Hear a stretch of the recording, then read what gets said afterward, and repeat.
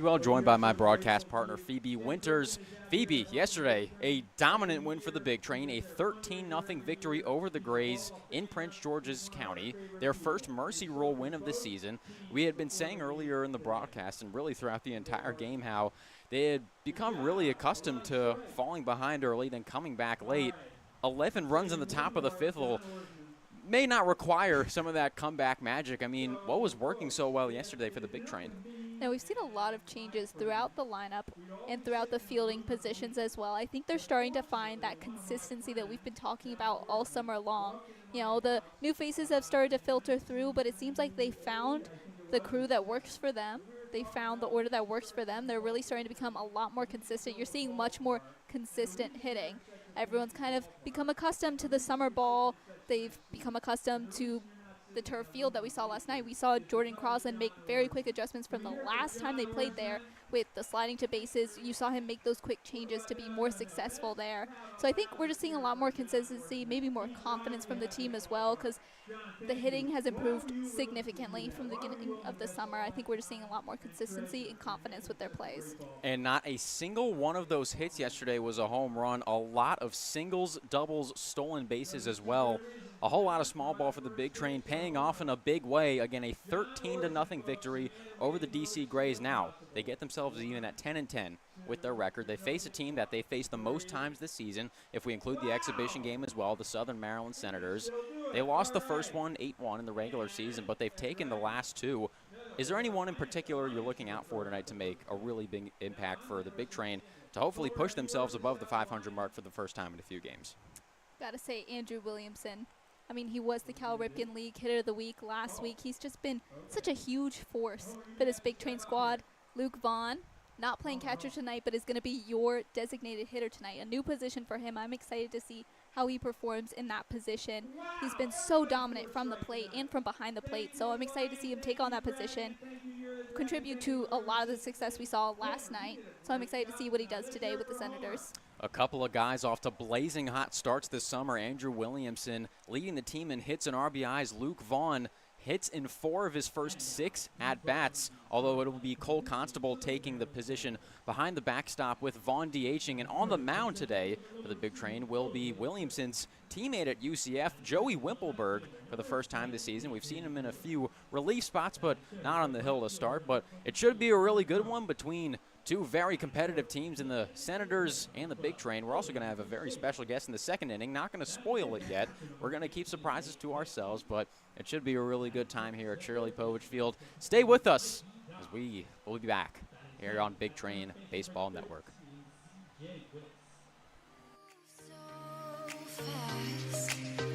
Here's hoping this night will last. Just let go. We're spinning with our eyes closed. Holding on and on and on and on. Hoping I can get to know you better. Living in sweet suburbia.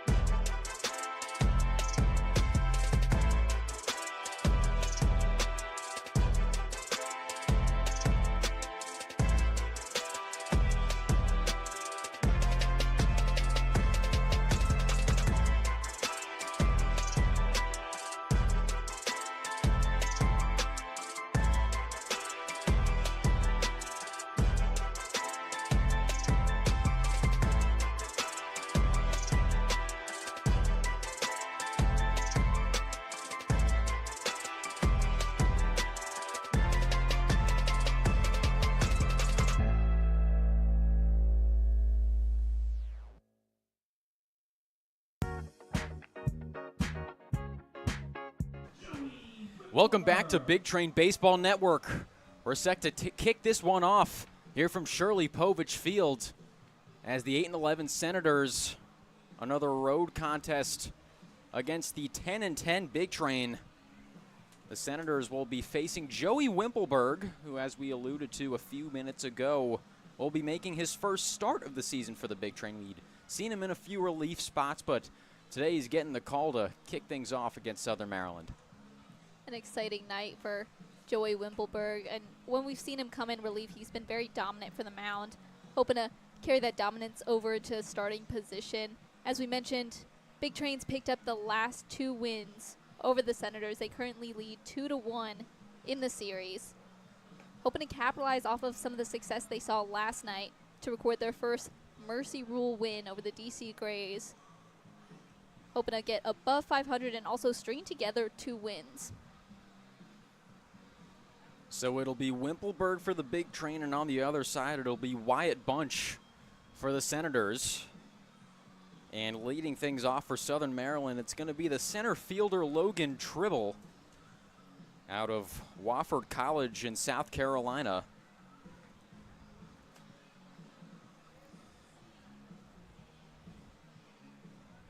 Now your third base umpire is going to be Tim Abel, first base Dustin Fields, and home plate is Mike McCarthy, seemingly taking a break from coaching the Dallas Cowboys and helping umpire here in the Ripken League.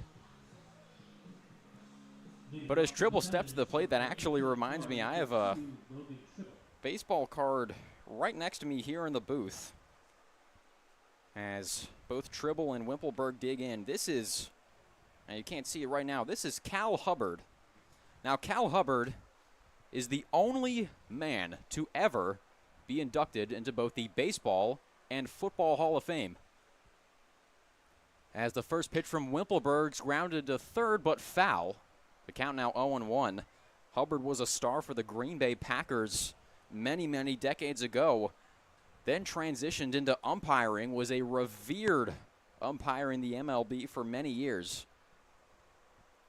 I'm going to be honest, I have no idea where it came from. I don't ever remember collecting this card, but as I've dug through it over the past couple of days, a hidden gem down in the basement of the Corpuel residence. So the count 0-1 on Tribble. Entering tonight, batting .238. As that one's in there for strike 2.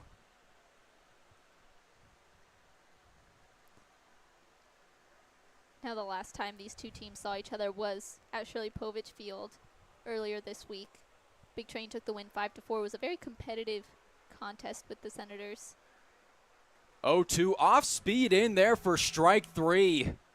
So a great start for Wimpelberg, following the path that Will Clements paved yesterday in D.C. As the left fielder Nathan Brewer will step up to the plate. 1 out, no one on for the Senators here in the top of the first. When the Big Train traveled over to Regency Furniture Stadium in Southern Maryland, shut them out 6-0. A huge dominant win over the Senators for the Big Train, and another insanely dominant win last night. Again, hoping to capitalize off of that success, bring that momentum into tonight's game. Southern Maryland, on the other hand, got the night off. Their last game against the Crop Dusters postponed. They have not played in a few days. A rare extended break here in the middle of the season. We're just over the halfway point. As the count now 2-0 on Brewer, who's second in the team in batting average with a BA of .354. Leads the team in hits with 23. As the count moves to 3-0 on Brewer. And waiting on deck is the right fielder Carter Groen.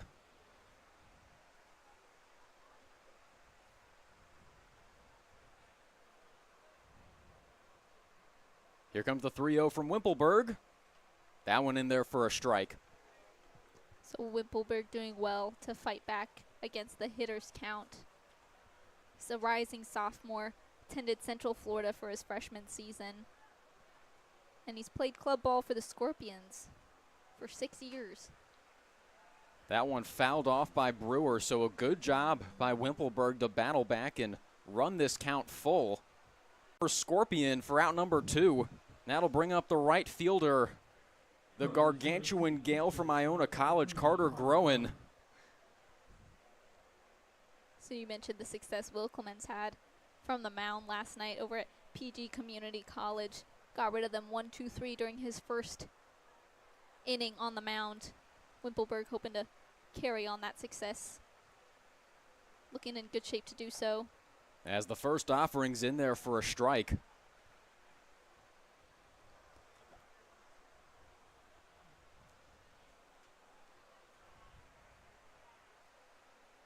The 0-1 fouled off.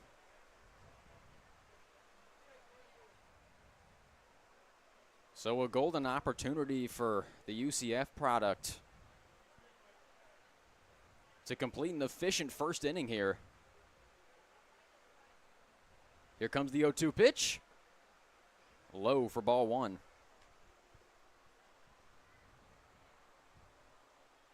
Now Carter Groen leading the team in home runs. Has whacked 4 of them so far this summer. As he'll get hit in the back. So a 2-strike bailout there for the Senators as that one got away from Wimpelberg. So Groen will take first. That'll bring up the cleanup hitter, the designated hitter, Owen DeShazo. An unfortunate way to give up a base, but with 2 outs on the board, looking to show off some of that 2-out hitting we saw when the Big Train faced the Alexandria Aces over in Alexandria on Sunday evening. A 13-11 win for the Aces in what was a back-and-forth battle all night long. Alexandria currently leading the North Division with 13 wins. Or, excuse me, the South Division with 13 wins. It's actually the Gaithersburg Giants still ahead in the North, as the first offering to DeShazo is inside for a ball. Your Bethesda Big Train currently sitting second in the Northern Division after picking up their 10th win last night over the DC Grays. Groen sent back to first by Wimpelberg.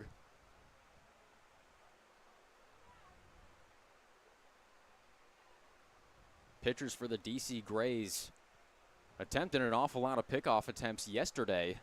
Unsuccessful on each one of them. Let's see if we see a successful one tonight for either team. As the 1-0's low and outside for ball 2.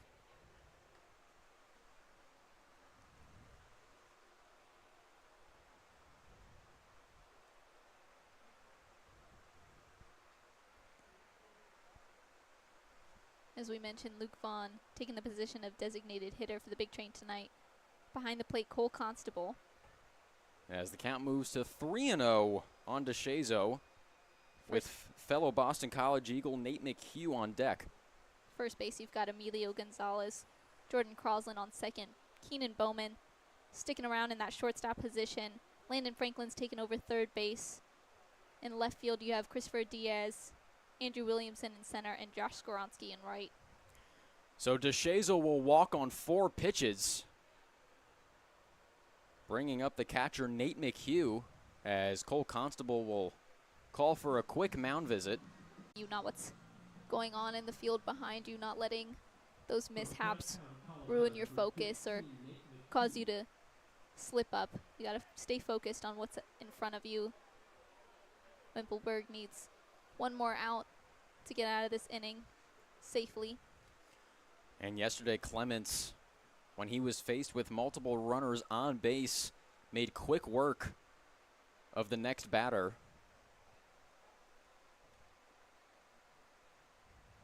Groen takes off. We've got a double steal. The throw down to second is in time. So the double steal backfires. The Eagles were flying, but one was unfortunately caught for out number 3. So the Senators come away from the top of the first scoreless. They strand 2. The Big Train will bat for the first time this evening when we come back here on Big Train Baseball Network.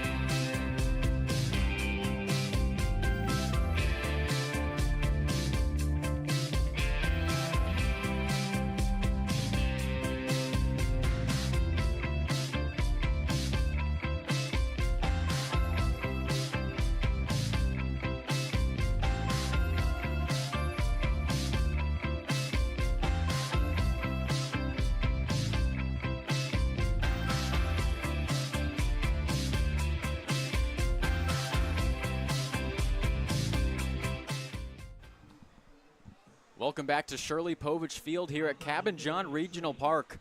Joey Wimpelberg holding the Senators scoreless in the top of the first, as Keenan Bowman, the shortstop for the Big Train tonight, will lead things off for the home team. And on the mound, we're going to have a last-minute switch, it appears. It'll be Mark Lubier, a rising sophomore at Florida Atlantic, taking the hill for the Senators to start. Lubier hails from Winter Springs, Florida. He plans to major in computer science at Florida Atlantic University. Now, he didn't play his freshman season, but is prepared to go into his sophomore season this fall. Here comes the 1-0 to Bowman. That one's grounded down the left field line and fair. Past the diving glove of Mikey Guy. Bowman will round first. He will make it to second easily, and it's a lead-off stand-up double for Keenan Bowman. Now, we've talked about Keenan Bowman moving up in the lineup order. We saw him at third for a couple of games. Last night we saw him take the leadoff position, and you can see why. Excellent piece of hitting to get some movement across the base pads early on for the Big Train. Setting up one of the biggest bats in the Big Train lineup. Perhaps Bowman taking a little inspiration from the guy behind him in the order, Andrew Williamson.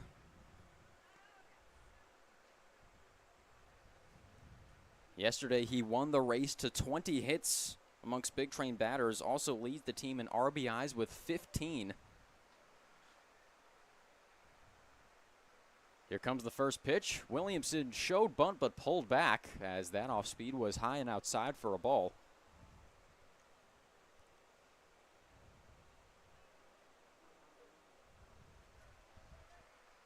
Williamson still leading the Ripken lead in batting average at a ridiculous .435 clip. Here comes the 1-0. That one in there for a strike. Now, it felt like most black jerseys that stepped up to the plate recorded a hit yesterday, but Williamson was definitely one of them, had a 2 RBI double against the Grays yesterday. As the 1-1 pitch is fouled off, that'll bring the count to 1-2. Last night, Williamson was part of the 11 spot onslaught during the top of the 5th inning that propelled the Big Train to success over the DC Grays. Again, earned their first Mercy Rule win of the summer with a final score of 13-0.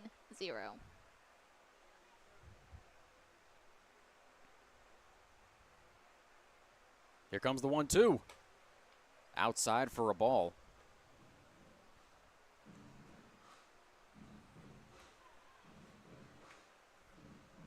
Waiting on deck is the designated hitter, Luke Vaughn.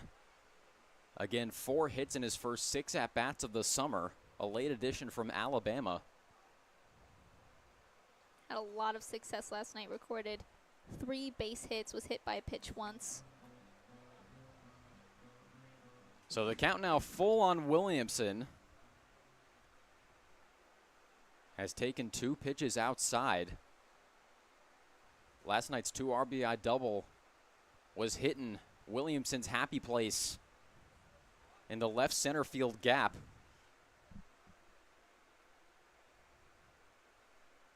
The 3-2 pitch. That one swung on and missed for strike 3. So a rare strikeout for Williamson, had just 4 in 46 at-bats entering tonight. Again, Williamson, one of the strongest bats within the Big Train lineup. As Luke Vaughn walks up to Baby Shark. It feels like 2019 all over again. We'll have to search the park for Gerardo Parra. Luke Vaughn walking up to Baby Shark. Looking to take the first bite here as he takes the first pitch for a strike. Now, this is the first time this summer we'll see Vaughn in the starting lineup and not playing catcher. Again, it'll be Cole Constable, the newest Quinnipiac Bobcat, handling the duties behind the plate today. As that one from Lubier's inside for a ball.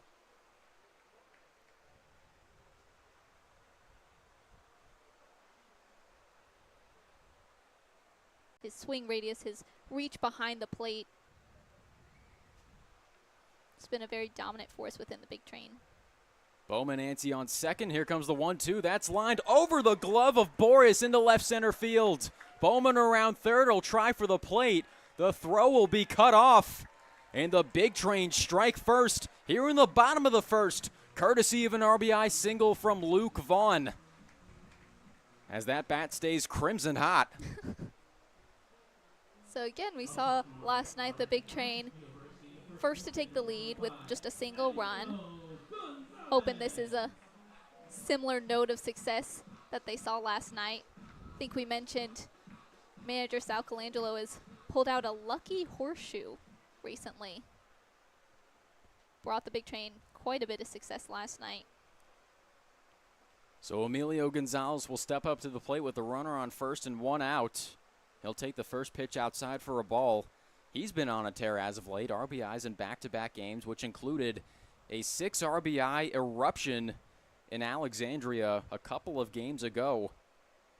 On Sunday, he knocked in a home run over the Alexandria Aces. That one a towering fly ball over the right center field fence. The count now 1-1. It's FAU on FAU. May the best owl prevail. Here comes the 1-1. That one a swing and a miss. The throw down to first. Not in time. Boy, that was a heck of a throw from catcher Nate McHugh.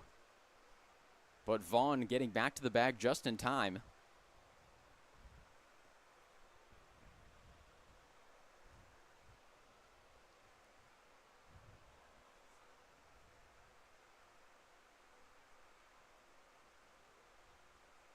Here comes the 1-2. That one in the dirt. Throw down to first. Not in time again. Vaughn losing his bucket, sliding back into first. Can see him getting antsy to get over to second base and put the potential second run in scoring position. These Alabama guys might need bigger hats and helmets. We saw yesterday Ariston Veazey's cap on the mound continuously falling off. Dramatic effect. There he goes on the 3-2 pitch, and Gonzalez will take ball 4. So that'll put runners on first and second for the second baseman, Jordan Crosland. Crosland had a lot of success from the plate last night. Had a pair of base hits as well as a walk, and my goodness was he speedy around the base pads. We talked about the last time Big Train was at PG Community College, having to play on that turf surface. Created some difficulty getting around the base pads. Saw Crosland unfortunately miss the plate by sliding too far on the turf. Quickly corrected that last night. As the count moves to 1-0, it was very easy to see. He basically fixed his entrance into the base. That shows a smart, adaptable player to have just played at that field one time, and the second time you get it in there, already having corrected that mistake, and he was very successful stealing the base pads last night. It was a little reminiscent. There is a place called the Adventure Park at Sandy Spring, just a little bit away here from Shirley Povich, and on the zip lines they have a little platform for your feet to stop. And the first time I did it, I did not stop on that platform, and I just smashed into the padding that was wrapped around the tree. But then I learned. I used that as a learning experience, and I've never done that again. The count now 1-2 on Crosland. Waiting on deck is the left fielder, Chris Diaz. Thankfully, I did not seriously injure myself, but boy, did I rock it back on that zip line.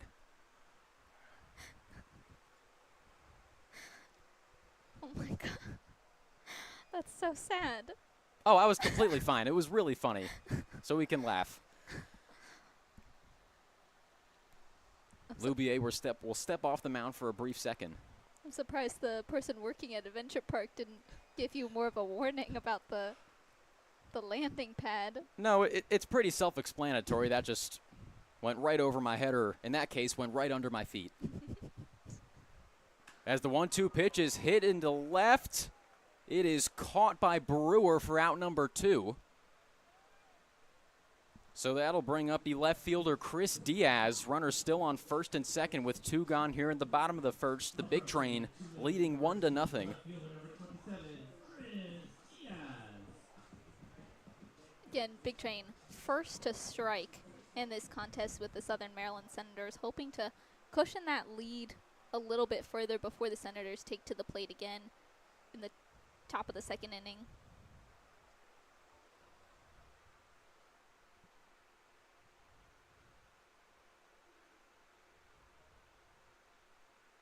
Diaz takes the first pitch outside for a ball.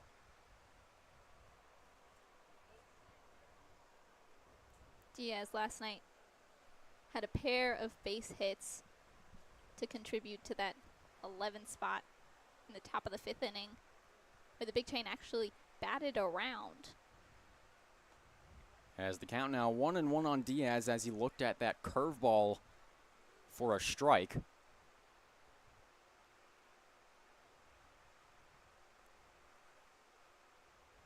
But as you said, the offense seemed to get stronger and stronger by the batter.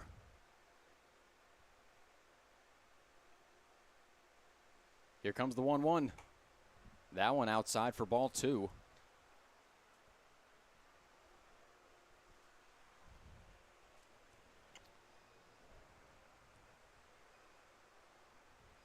Last night, one of the most dominant performances we've seen from the Big Train this summer. We've talked a lot about how much promise the offense has. When the bats get hot, they tend to stay hot, and we saw that come to life last night. As the count now 2-2 on Diaz with 2 outs and 2 runners on base.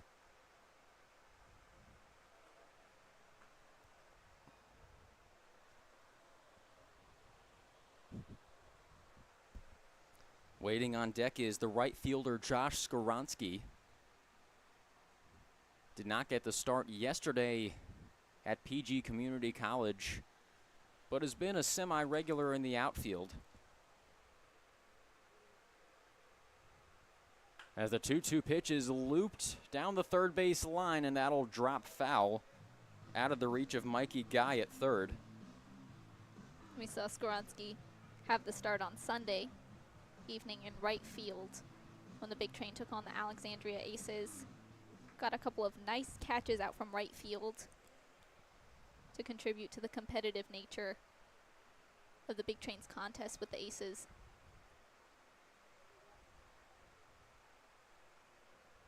Here comes the 2-2 pitch. That one grounded to second, fielded cleanly by Hughes, and on to first for out number 3.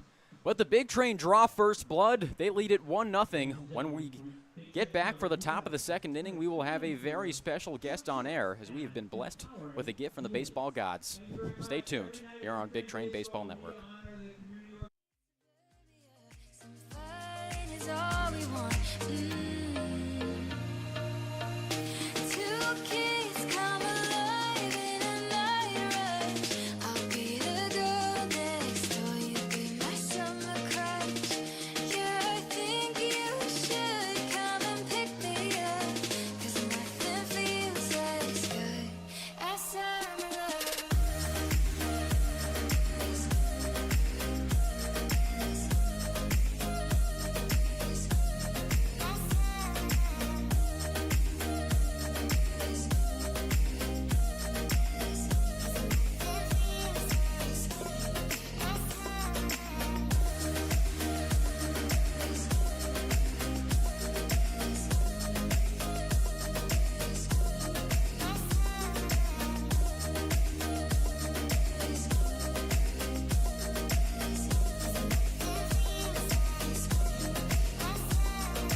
Move so fast.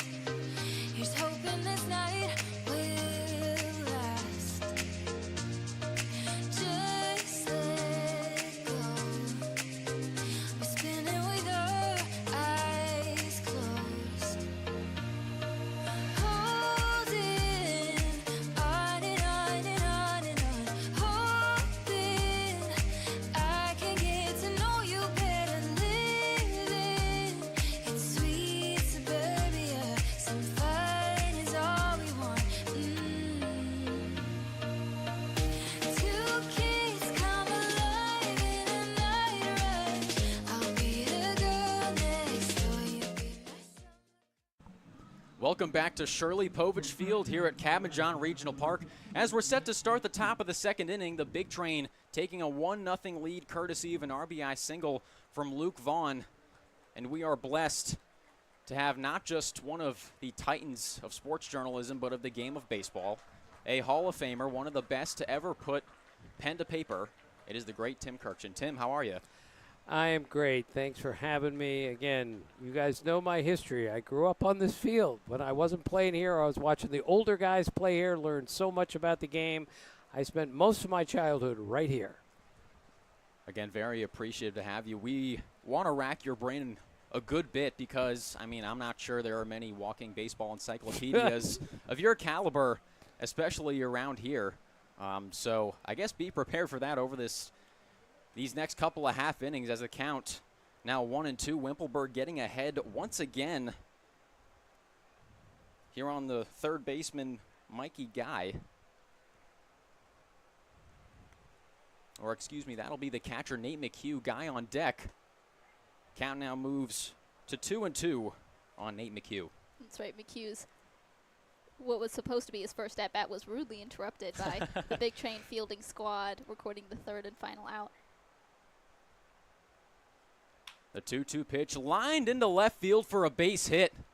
The third baseman, Franklin, unable to get that. And so the leadoff hitter aboard for the Senators, and now it'll be the third baseman, Mikey Guy, stepping up to the plate. Now, Tim, you mentioned you grew up in this area. Can you talk a little bit about what Bethesda means to you? Well, it's where I grew up. I don't live here now, but I'm awfully close. I consider myself Bethesdan for my entire life. I went to Walter Johnson High School. I now have a running joke with Carl Ravitch and everyone else on Baseball Tonight. Did I ever tell you that I went to Walter Johnson High School? Yes, Tim, a million times.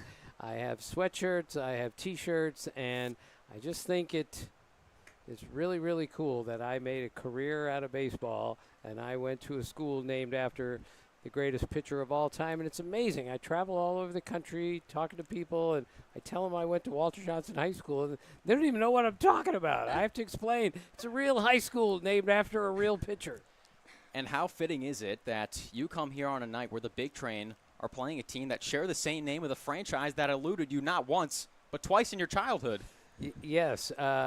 When the Senators moved to Texas after the 71 season, I was 14 years old, and I literally cried. That one's popped up in the left field. Under it is Diaz. He'll make the catch for out number 1. And yet, 10 years after that, I was working for the Dallas Morning News, and I became the beat writer covering the Texas Rangers, the team that had been in Washington 10 years earlier. And in my first assignment, I got to Pompano Beach, and I looked on the map looking for my hotel and everything, and it said Pompano Stadium, home of the Washington Senators, who had moved 10 years earlier, and they still hadn't updated the map. That's like a Seattle resident becoming the beat writer for the Oklahoma City Thunder. As that first pitch to first baseman C.J. Willis is outside for a ball. So, Tim, I want to ask you this. During our Juneteenth Classic game against, I believe, the Gaithersburg Giants, which fittingly enough was the day after Willie Mays had passed, and Willie Mays passing away at the age of 93, one of the all-time greats for the Giants, started in the Negro Leagues back in Birmingham for the Black Barons. We were talking about during the game amidst our basically history lesson on the Negro Leagues and Willie Mays as well. It wasn't just Willie Mays, the player, how good he was. I mean, you even said on ESPN he was the greatest combination of power, speed, and defense you had ever seen. But the other part that made him so great is the almost childlike joy he played the game of baseball with. That one getting away from Constable, so that'll be a free pass to second for Nate McHugh. But it looked like he was basically a 5-year-old out there with the amount of joy he played the game with, especially patrolling center field as well as he did. Yeah, he played with a style and a flair that no one had ever played with to that point and has played with since that point. That's how I see it. And what was most important is how he passed along that joy to his own teammates, because they recognized the greatest player we've ever seen is really having a good time doing this, and he passed it along to even opposing players. Ken Griffey Jr. told me when he was 17, he met Willie Mays. Willie Mays came looking for Ken Griffey Jr. in order to introduce himself. Reggie Jackson was a rookie in 1969, and Willie Mays came over and said, "Where's Reggie Jackson? I need to meet Reggie." It's supposed to be the other way around, but this is how. And Johnny Bench told me when he made the 68, the All-Star team in 68 for the first time, Willie came up to him and said, "You should be starting the All-Star game." So here's Johnny Bench just looking for validation that he even belongs here, and the greatest player of all time tells him, "You should be starting in the All-Star game." It's incredible. That one a high fly ball out into center field. Back goes Williamson at the warning track. Will make the catch for out number 2. And tagging up to third is going to be McHugh. So that'll be runners on the corners with 2 gone for the second baseman, the 9-hitter P.J. Hughes. But, Tim, what I wanted to ask is that as I followed your career, I grew up listening and watching to you, as many baseball fans have over the last several decades. And I see a similar joy in your style, whether it be writing or on television. Where does that come from? Basically, why are you the way that you are? Well, this comes from my mother and my father, specifically my father. My father was a really good player, and he loved the game. He had a tremendous feel for the game. So my 2 brothers and I grew up in a house where the primary language was baseball. This is all we talked about. And my dad was a Ph.D. In mathematics, MIT undergrad. So he had other interests in life, but he loved the game. He taught it to us, and he taught me a feel for the game. He taught me what to look for, what not to look for. And because of him, that's why I grew up loving this game. And now, again, I've made a career of 45 years out of just going to baseball games. I have to be the luckiest guy in the world. And in anticipation for your arrival, I was able to read your column right before the 2019 World Series about how this was basically you called it a small World Series that also at the same time was big. So I think all of us really appreciate that joy and a genuine passion for the game. Well, again, going to Walter Johnson High School, I also need to tell you that I was born on December 10th, 1956, and Walter Johnson died on December 10th, 1946. He died 10 years to the day before I was born, which is just another stunning, ridiculous coincidence that I have with the greatest pitcher of all time and this tremendous high school named after a baseball player. So the count now 2-2 on P.J. Hughes with 2 outs, runners on the corners for the Senators. So Tim, you mentioned father brought you into this lifestyle of baseball from a very young age. Can you talk a little bit about your experience with playing baseball on the field, how that's contributed to your success as a writer and a commentator? Yeah, I really love to play, and I thought at one point I was going to play in the big leagues. Needless to say, never came close there. I played baseball and basketball in high school, loved every second of it, played a million games on these fields, but what I would do as a little kid, I would play on the small fields here because I was a little league kid, and then I would come watch the big guys play on the big field, and that's where I really learned what great baseball was. Because I would come, it was called the Industrial League. I would come to the games every night, and I would chase foul balls after the game that went in. I mean, during the game that went into the woods, and they would give me a dime for every time I brought the ball back. So here I'm watching every pitch of the game and loving every second of it. And I'm making some money because I'm running after every foul ball as you could get. That was my upbringing. That's where my love of the game came from with my father, and playing it as much as I did. I was really sad after high school when my baseball career was over. It should have been, not the point. But I tell people all the time at this level, any level, play baseball as long as you can, because when it's over, it really hurts. No matter how good you were, it really hurts that you can't play anymore. Many of these guys have dedicated their entire lives to the game, and after the fact, I mean, 98%, 99%, 99 point, even more than that percent don't go on to play high-level baseball, so it's naturally tough filling that void.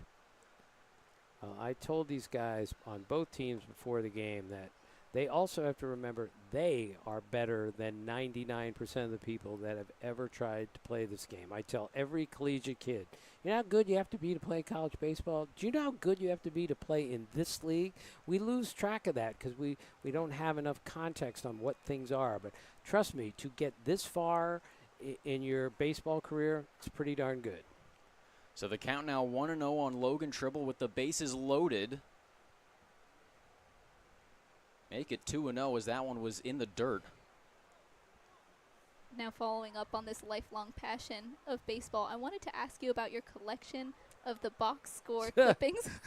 How did this begin? What was the inspiration for this collection? Well, I had gone from the Baltimore Sun to Sports Illustrated, so I was no longer a beat writer in charge of just one team. Now I'm in theory in charge of all the teams. So I felt the only way to do that was to cut out every box score of every game, tape it into my notebook, and carry it with me literally wherever I went. I also did my day-by-day book by hand, in which I wrote down the score of every game, winning and losing pitcher.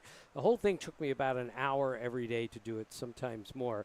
But I just felt like if I was going to go see a Padres game, and I haven't seen them in a month, and I'm getting on an airplane, the only way to figure out what the Padres are doing is to go through my day-by-day book and look at all my box scores. So I cut them out every day for 20 years, and I never missed a day. I think we can all agree that's a streak that even Cal Ripken would be proud of. But, yes, it was pathetic what I did, but it was something that I needed to do. That one grounded to the third, fielded easily by Franklin, who touches third for out number 3. So the Senators leave the bases loaded. The Big Train still ahead 1-0. We're going to keep Tim for another half inning. We'll be back here on Big Train Baseball Network.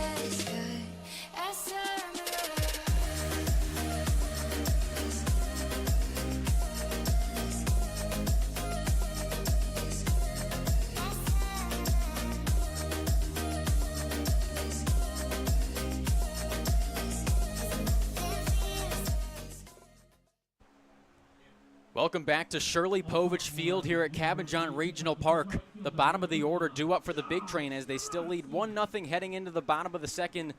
The great Tim Kirkjian still here with us in the booth on another muggy evening here in suburban Maryland. Josh Skoronsky set to face Loubier as the first pitch outside for a ball.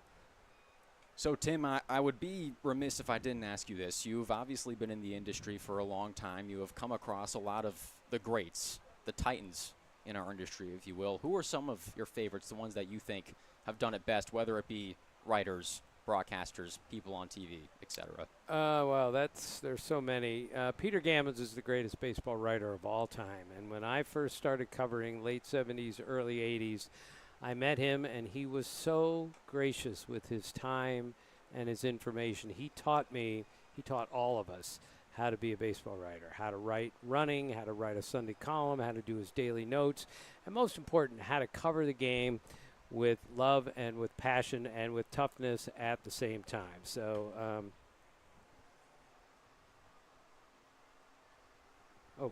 I got to go see Bruce right now. Is that right? I believe so. Sorry about okay. that. Sorry All to right. cut your time You're a short. busy man. We understand. And one thing we know about Bruce Adams, you do what he tells you.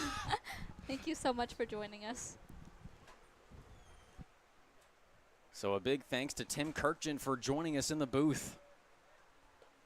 As Skoronsky went around on the 2-2 pitch for strike three. So the Kentucky Wildcats set down for out number one. That'll bring up the other Kentucky Wildcat in the starting lineup, the 8-hitter Landon Franklin.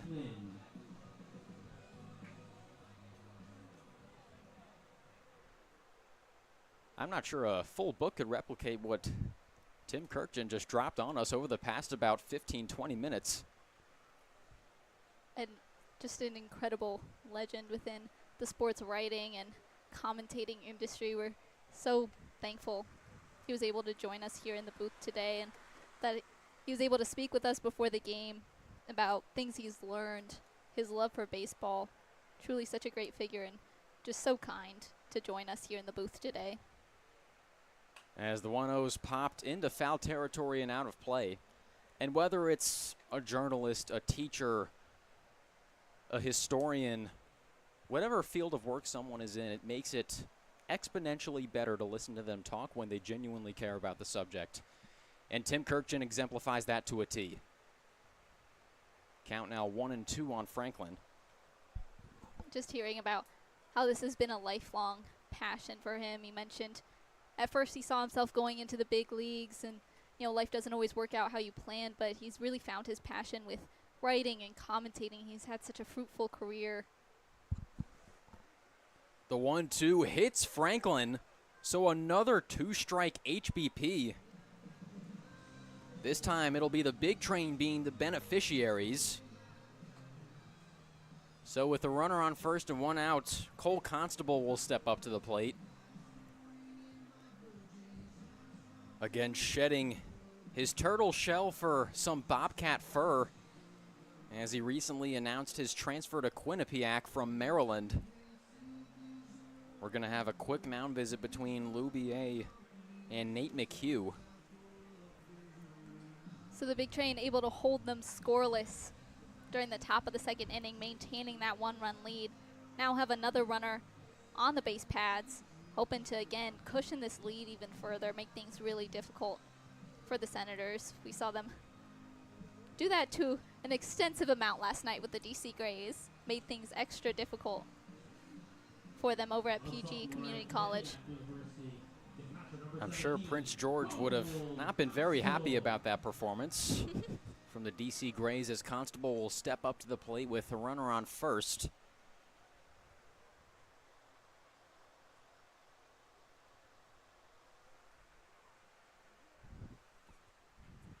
First offering to Constable, fouled off for strike one.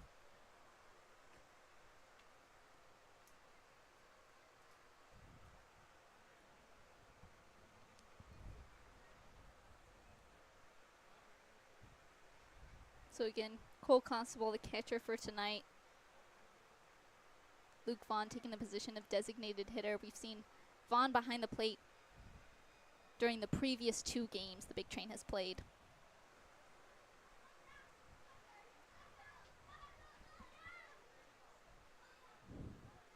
The 0-1. That one grounded to short, onto second for 1, and onto first for a double play. So a 6-4-3 DP ends the inning. Some sweet defense from the Senators. The Big Train still lead 1-0. We'll be back for the top of the third here on Big Train Baseball Network.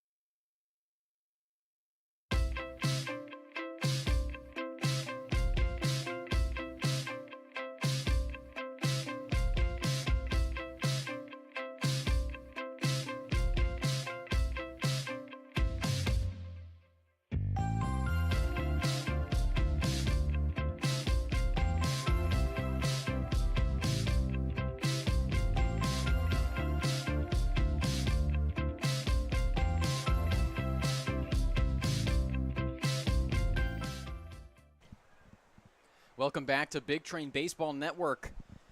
The home train leading it 1-0 as we're set to start the top of the third inning with the left fielder Nathan Brewer. It'll be 2-3-4 due up for Southern Maryland. An excellent defensive play from the Senators ended the inning, held the Big Train scoreless. They still lead 1-0, hoping to keep the Senators scoreless here again in the top of the third to maintain their lead.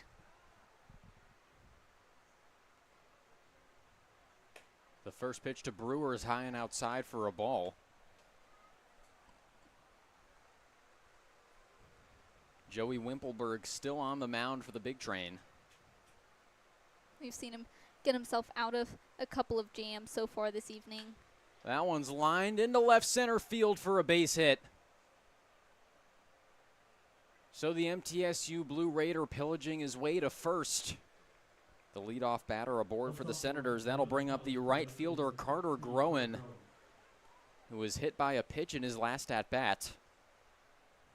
Now, we do apologize for any lighting issues. The giant glowing orb in the sky has effectively eliminated all of right field from our line of sight, as you probably saw there in the last camera shot.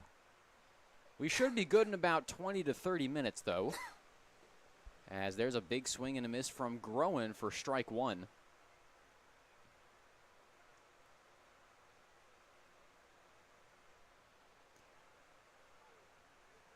Again, Joey just completed his freshman year, University of Central Florida.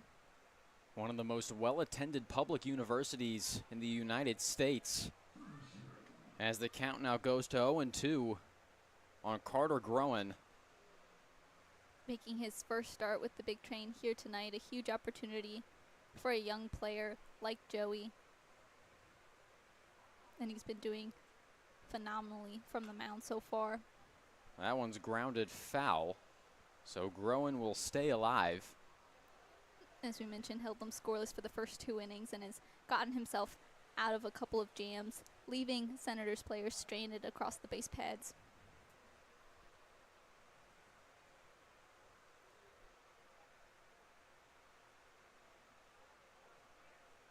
Runner takes off. That one's swing and a miss. The throw down to second in time.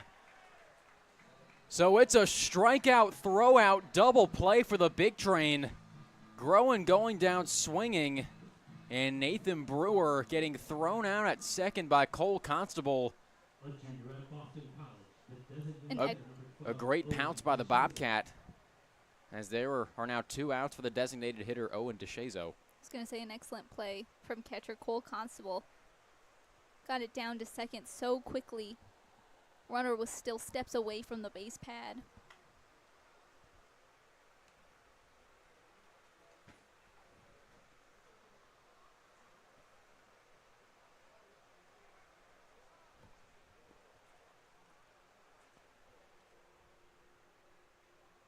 The 0-1 swung on and missed for strike 2.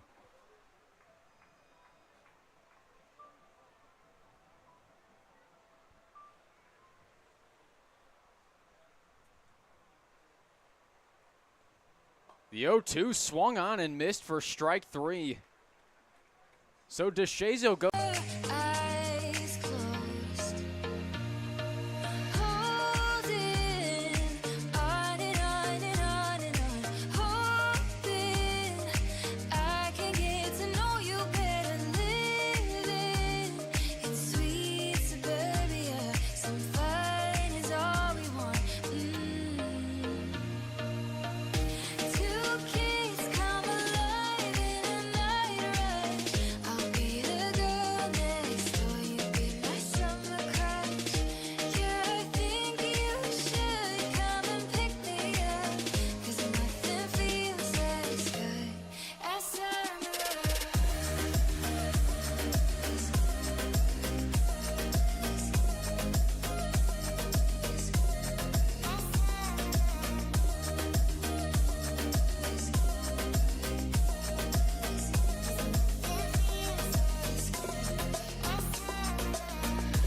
Two kids come alive in a night rush. I'll be the girl next door. You be my summer crush. Yeah, I think you should come and pick me up, 'cause nothing feels as good as summer.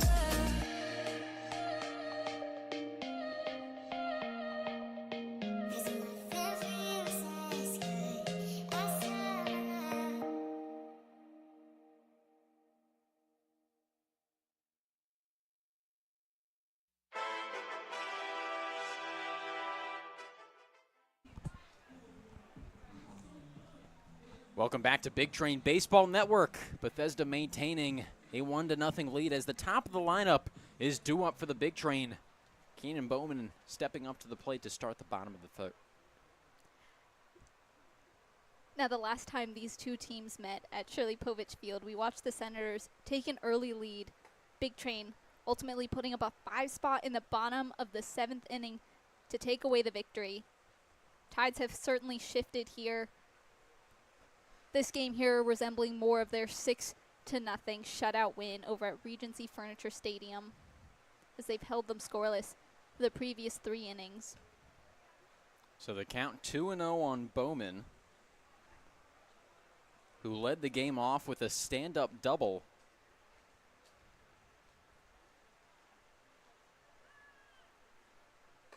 The 2-0 swung on and missed. A little high heat from Loubier, bringing the count to 2-1.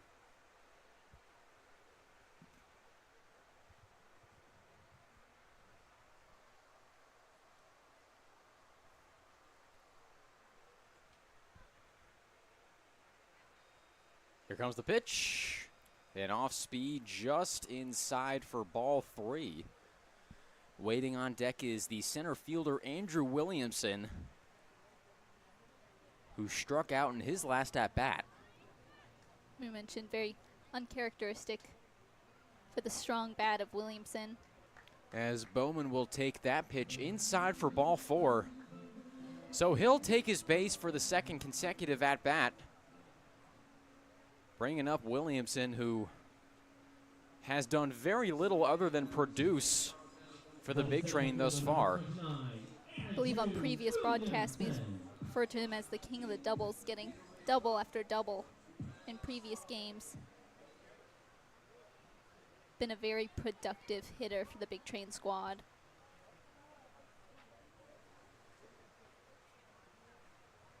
The first offering to Williamson, grounded over to first, onto second for no!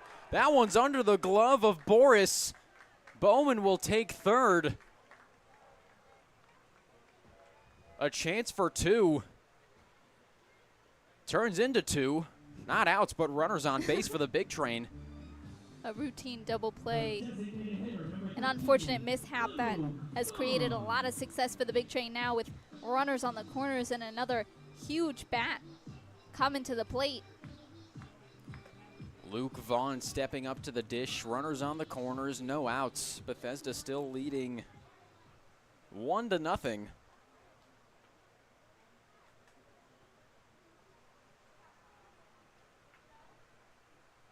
Williamson takes off. The first pitch in there for a strike. McHugh will not throw. So Williamson swipes second. Now 2 runners in scoring position for the Big Train. Incredibly speedy across the base pads. Andrew Williamson charging over to second base to put runs 2 and 3 in scoring position.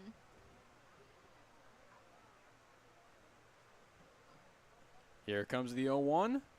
That one beans Vaughn in the back. So that'll be Loubier's second hit by pitch of the inning. Or excuse me, the first few innings here. The base is now loaded for Emilio Gonzalez. Gonzalez was walked during his previous at-bat. Hoping for some similar success to walk in run number 2.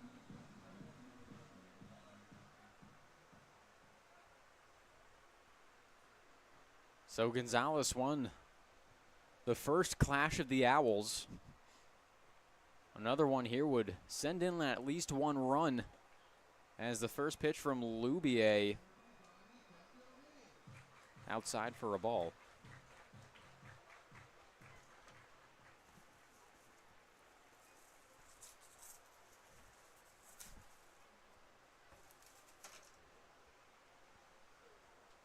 Now we saw this almost exact lineup order. There's a high fly ball into center. Back goes Tribble at the warning track at the wall. Cannot make the catch.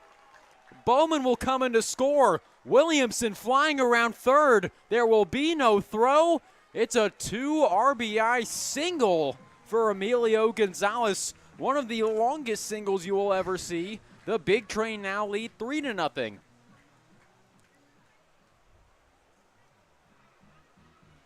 Now we saw things kick off in a similar fashion last night. The Big Train starting to get runs across the board, which just turned to an 11-run onslaught. Been seeing a lot of offensive success. We saw almost this exact lineup last night brought them a lot of success. Again, I think they're starting to find a lot more consistency and confidence within the offense. The 1-0 to Crosland. The bunt goes over the netting, protecting the backstop. You rarely see that amount of error on a baseball on a bunt attempt.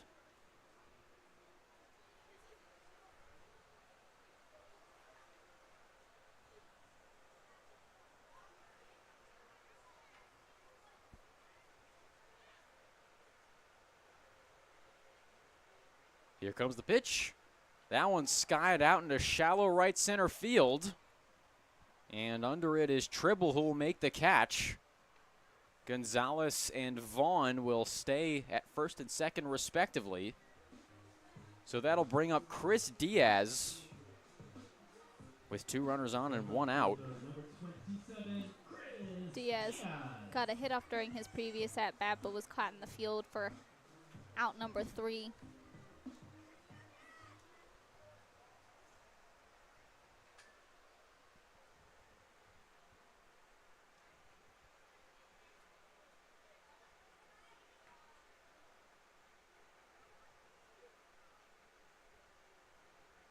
The first offering from Lubier in there for strike 1.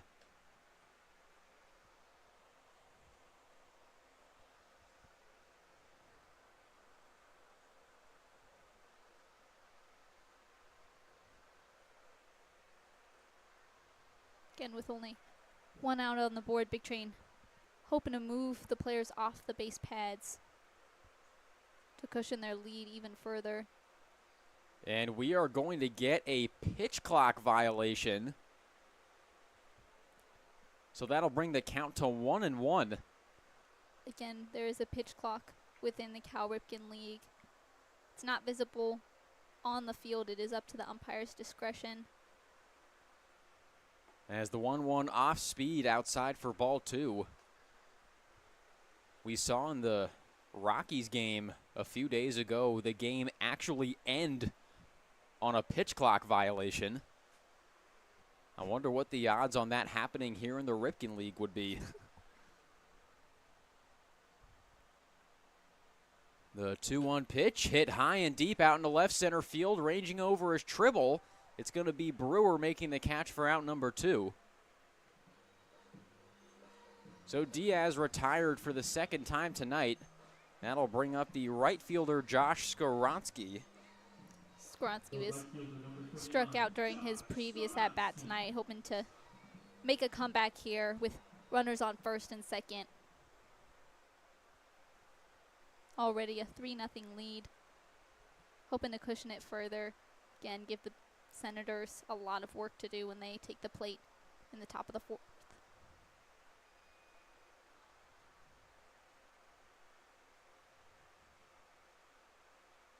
First offering to Skoronsky, high and outside for a ball.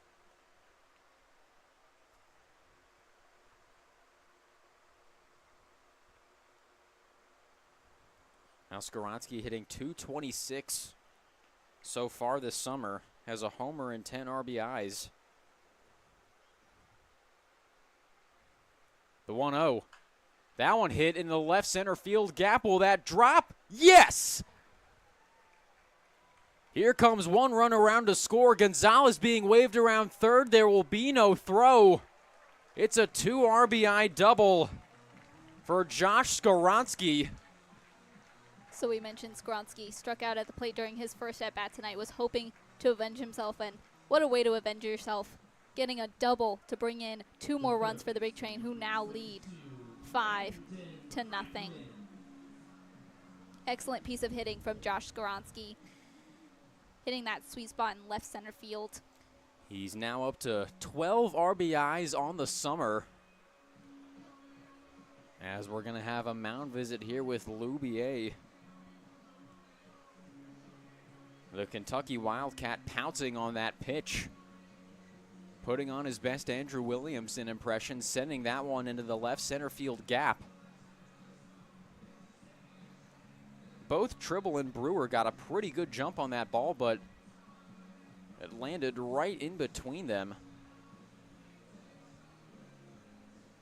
So the mound visit concludes as Landon Franklin will step up to the plate. Was hit by a pitch in his last at-bat. And a handful of games ago when these two teams met in Waldorf, Landon Franklin hit his first and still only home run of the summer as the count moves to 1-0. 'Twas a towering fly ball over the left field fence. Helped the Big Train to a 6-0 victory.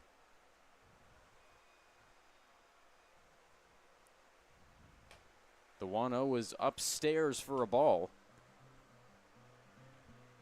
Throughout the beginning of the summer, we saw Landon Franklin in the shortstop position.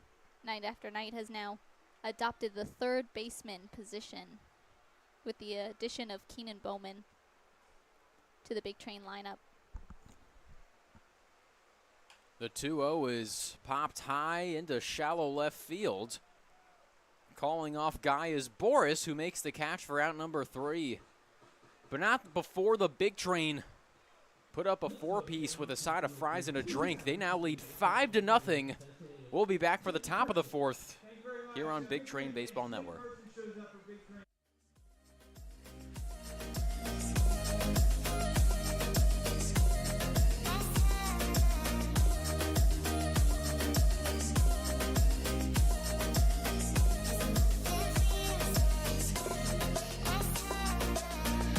Two kids come alive in a night rush.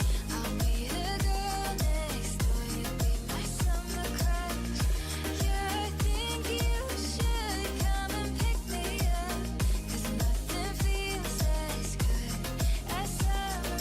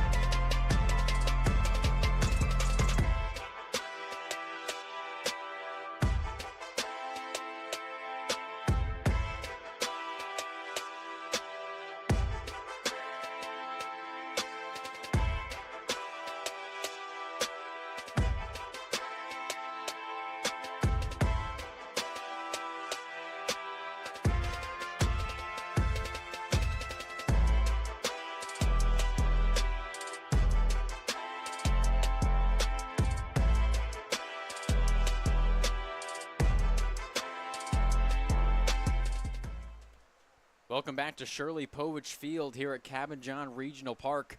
The Big Train have taken a 5-0 lead as we're set to start the top of the 4th inning with a new pitcher on the bump for the Big Train. It's Jack Robinson out of Roanoke College. Now we've seen Robinson pitch sparingly this summer. Was a returner to the Big Train squad, played last summer as well. So it'll be 5, 6, 7 due up for the Senators as Nate McHugh takes the first pitch from Robinson for a strike. Count moving to 1-1. We just heard Big Train owner Bruce Adams giving a little on-field interview with Tim Kirkjian, who has been well received by the crowd here at Shirley Povich Field. And understandably so, as he told us, he grew up playing on these fields at Cabin John Regional Park, as have many, including myself, that grew up in the area, even though I went to Walt Whitman High School. Also not too far away, as that one's hit high and deep into right field. Back goes Skoronsky at the wall. Can't make the catch. That one will skip off the wall.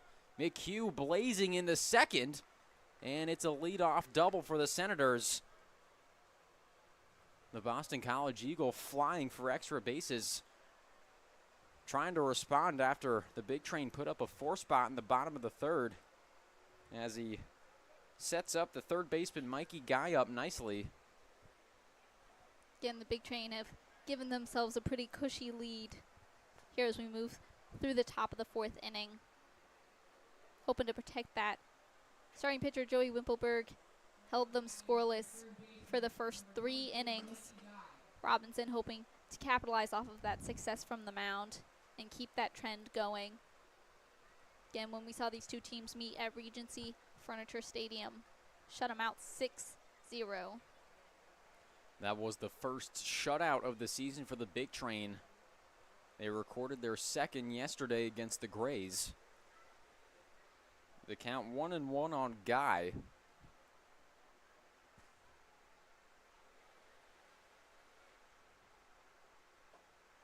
As that one is inside. Count's actually going to go to 2-0.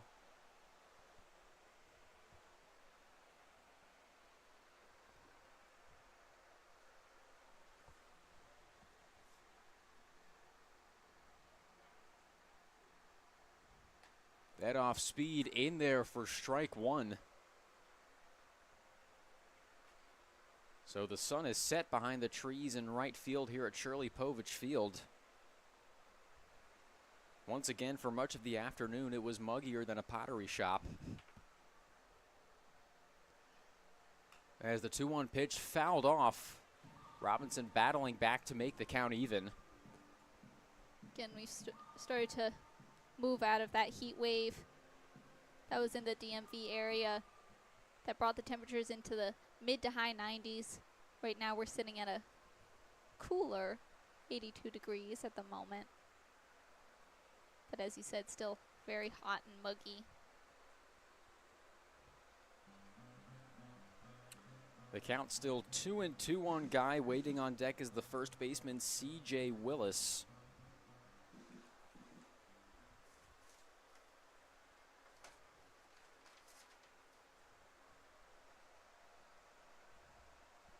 Again, with a runner in second, hoping to create some movement across the base path to eat into this 5-run deficit the Senators have found themselves in. So the count now full on Mikey Guy.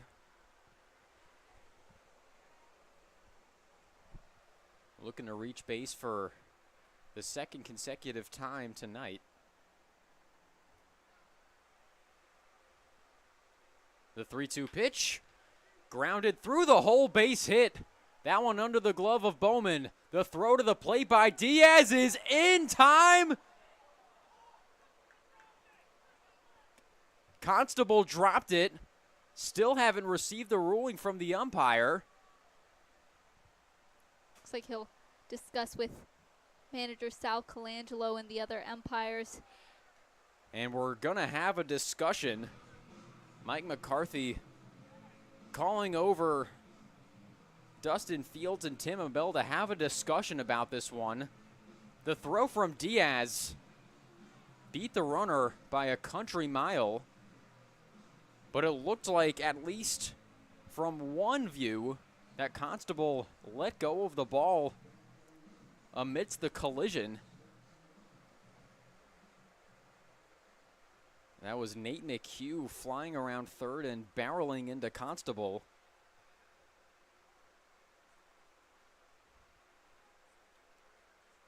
And the runner is ruled safe. So the Senators on the board here in the top of the fourth, courtesy of an RBI double from Mikey Guy, his 10th of the summer, despite a great throw in left field from Chris Diaz, emulating the throwing style of the great Rick Ankiel, well known for somersaulting on throws from the outfield and also gunning down runners at third and the plate pretty often. Ken, an excellent throw from Diaz, but slight mishap over at the plate allows the Senators to start to eat into that 5-run deficit they found themselves in, now sitting 4 behind with a runner still in scoring position, no outs on the board. Looking to make this a competitive game. So that'll bring up C.J. Willis, who took a walk in his last at bat.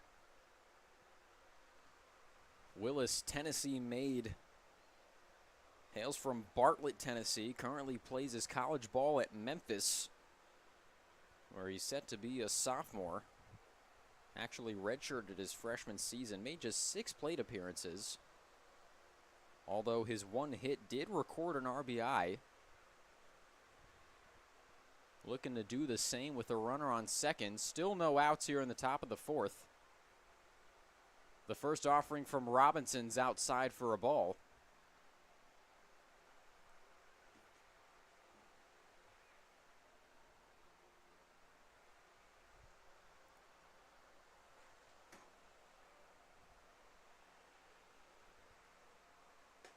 The 1-0 painting the inside corner for a strike.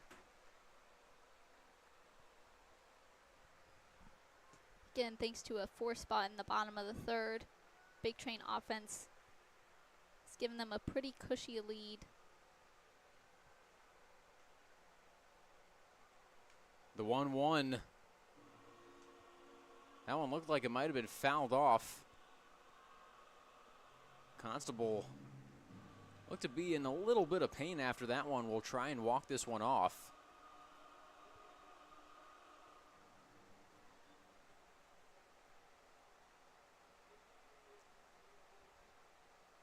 That'll take him all the way to the pitcher's mound. And past the pitcher's mound. We're still going, and we're going to turn around. An unfortunate reality of being a catcher. Can take some pretty big hits. And those balls are coming 90 miles an hour. That's got to sting, but Constable looks to be A-okay as he returns to his position behind the plate. So the count 1-2 on C.J. Willis. Still no outs here on the top of the 4th. The Senators scratching across their first run of the evening. They now trail by just 4. Waiting on deck is the shortstop, Silas Boris.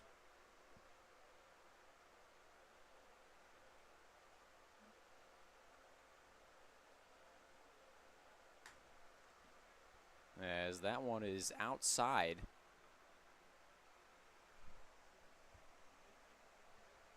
Count now 2-2. Again with a runner still on second. Hoping to get as much progression across the base pad. A diving stop by Gonzalez at first. And he'll touch the bag for out number 1. What a play by Emilio Gonzalez to keep that one from scurrying down the right field line. The runner advancing to 3rd.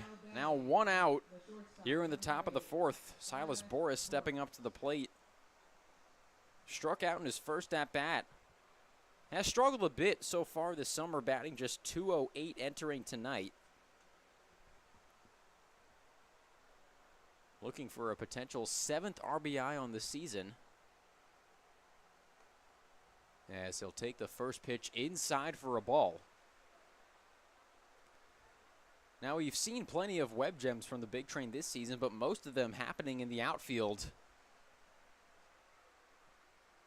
Gonzalez laying out to make the out. That one's skied into center field. Under it is Williamson. He'll make the catch for out number 2, tagging his guy, but he'll actually retreat back to 3rd. So a productive out there for the Big Train, as the second baseman, P.J. Hughes, will step up to the plate. So with 2 outs on the board now for the Senators. Pitcher Jack Robinson and fielding squad hoping to leave the runner on 3rd and stop any more damage from the Senators. So Hughes was hit by a pitch in his last at-bat. As he'll show bunt but pull back, the count 1-0.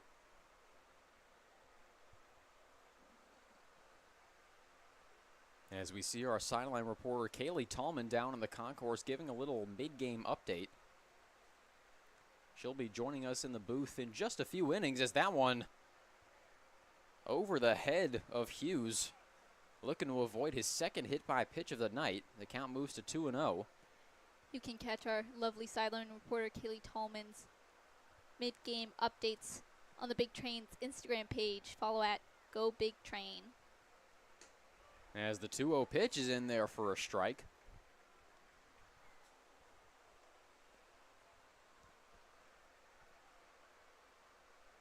Kaylee and her father, Mark Tallman, do a lot of great work to create a lively Instagram feed at Go Big Train. As that off speed from Robinson in there for a strike, much to the dismay of Hughes.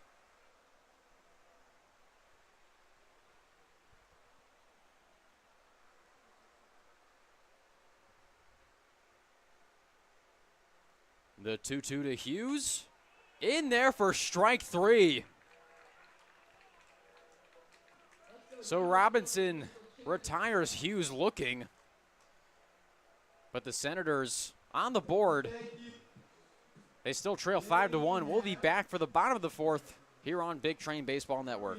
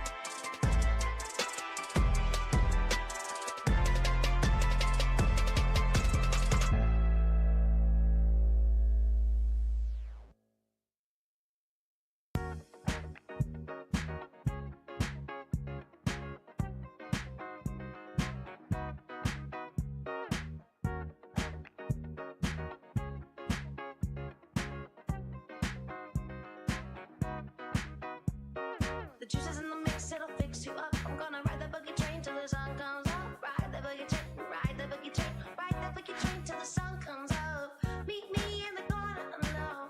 Meet me in the corner alone. Meet me in the corner alone. Meet me in the corner alone. Buggy down. Welcome back to Shirley Povich Field here at Cabot John Regional Park. It's going to be 9-1-2 due up for the Big Train here in the bottom of the fourth as they look to protect and possibly add on to a 5-1 lead. Loubier still on the mound for the Senators. His first pitch to Constable is lined foul down the left field line.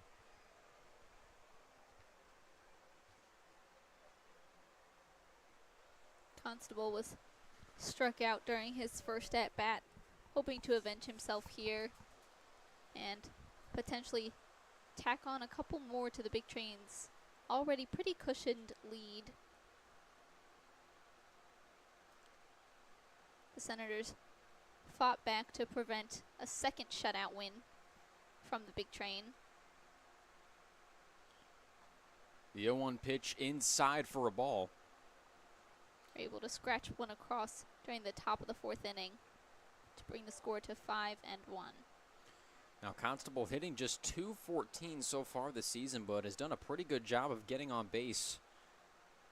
One of 6 Big Train batters to register double-digit walks so far this season as the count moves to 1-2. Constable's got 12 of them. Chris Diaz leads the team in that category with 15.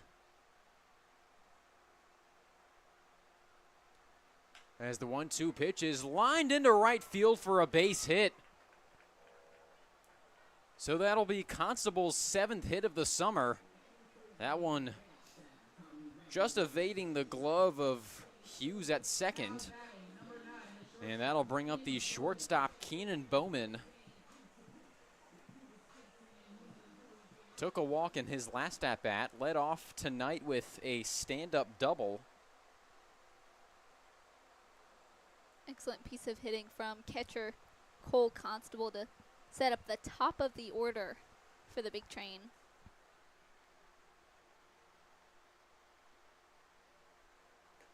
The first pitch to Bowman, an off-speed, painting the outside corner for a strike.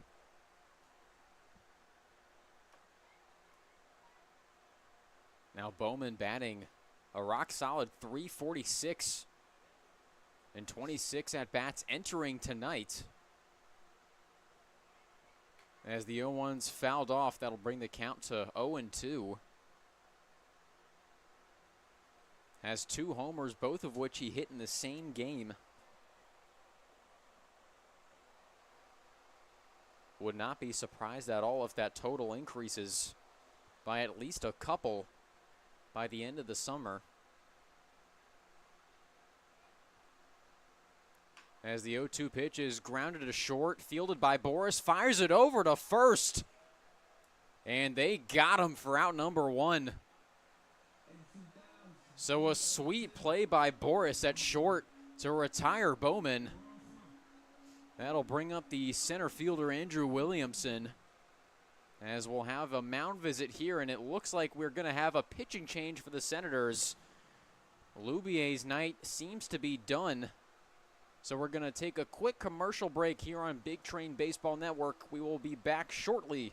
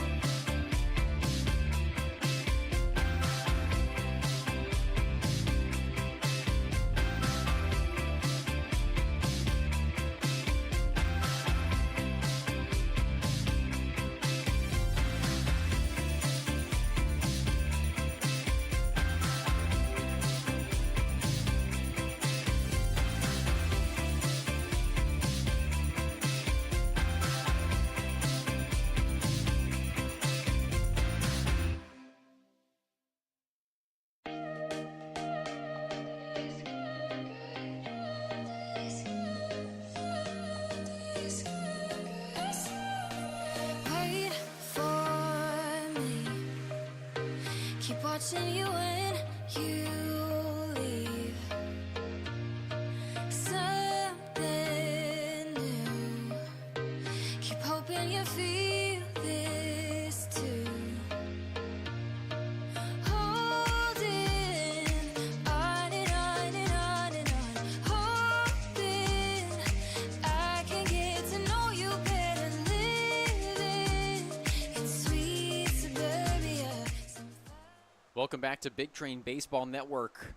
The new pitcher on the hill for the Southern Maryland Senators is going to be number 35, Ty Harris, a rising junior at Brown University, facing Andrew Williamson with a runner on second and 1 out. As his first offerings, an off-speed, painting the outside corner for a strike. Harris hails from the Woodlands, Texas. In 2023, he made 6 appearances out of the bullpen for the Brown Bears, and he pitched 2 perfect innings of relief. As the 0-1 off-speed pitch is fouled off, that'll bring the count to 0-2. And speaking of the woods, we actually received notice not too long ago that a snake was found here at Shirley Povich Field, and we received photographic evidence of one of our interns, Aaron Simon, actually holding the snake, going full Steve Irwin mode right outside the woods surrounding Shirley Povich Field, as the count moves to 1-2 on Andrew Williamson.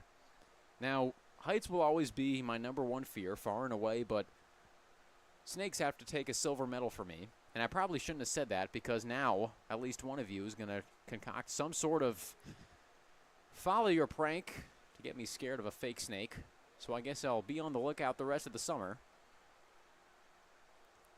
Gotta say, snakes don't bother me too much, as most of the snakes you find here in suburban Maryland or suburban Virginia are harmless.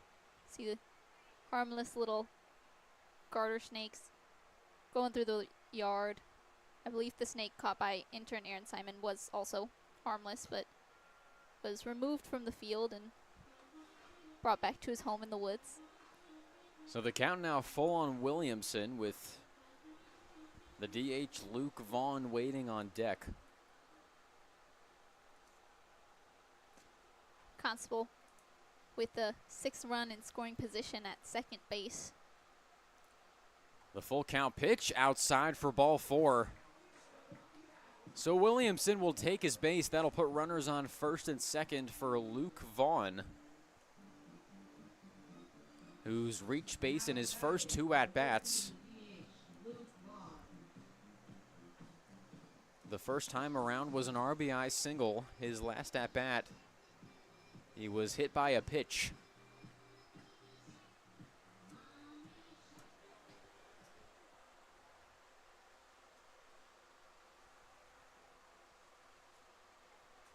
The first offering from Harris in there for a strike.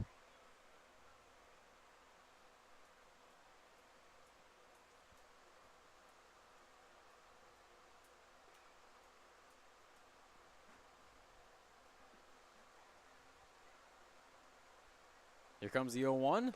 That off speed looked like it got away from Harris. So the count will move even at 1-1.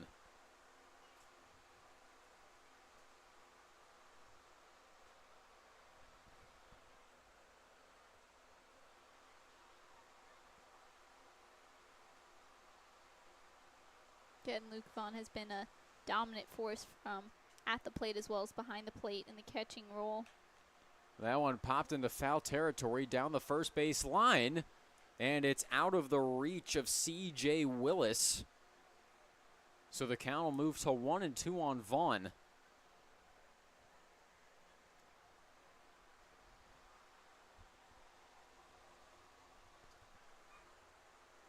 Vaughn, one of the later additions to the Big Train squad, as he was a little busy with the College World Series playing for Alabama. But since arriving in Bethesda, he's made a huge impact on the team. As Vaughn grounds that one to third, on to second for 1, on to first. Safe. So the Big Train avert a 5-4-3 inning-ending double play. Vaughn beating out the throw to first. Although there will now be runners on the corners for the Big Train with 2 outs. Emilio Gonzalez stepping up to the plate.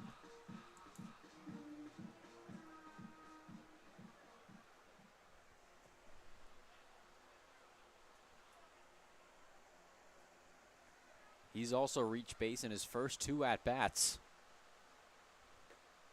as he'll take the first offering outside for a ball.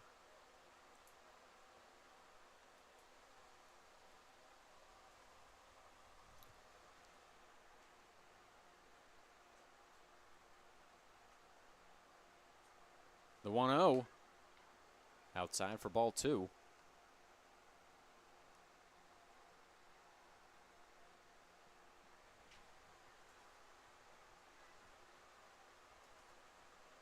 Can the Big Train runners on the corners. Cole Constable representing the 6th run on third base. That one way outside. A good catch by McHugh to keep it in front of him. That'll move the count to 3-0. Jordan Crosland waiting on deck.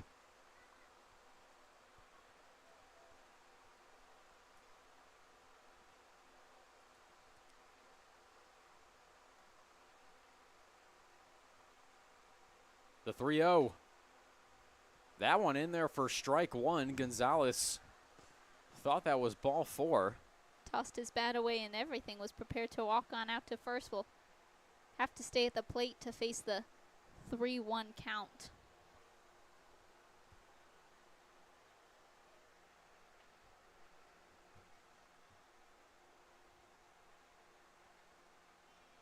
The 3-1 pitch, and that one's outside for ball 4. So that's Gonzalez's second walk of the night. Has reached base during all 3 of his at-bats this evening. So with 2 outs and the bases loaded, Jordan Crosland will step up to the plate. A huge opportunity for the Big Train to add on greatly to their already fairly extensive lead here in the bottom of the 4th inning.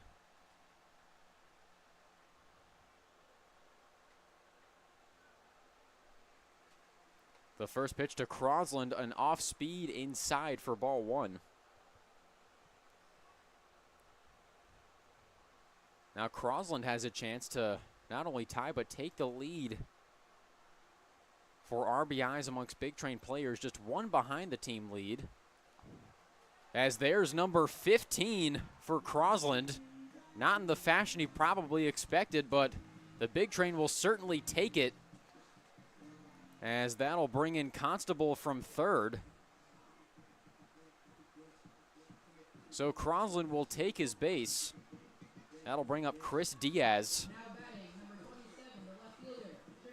Big Train reestablishing their 5-run lead with Constable bringing in run number 6 for the Big Train. Bases loaded yet again for Christopher Diaz.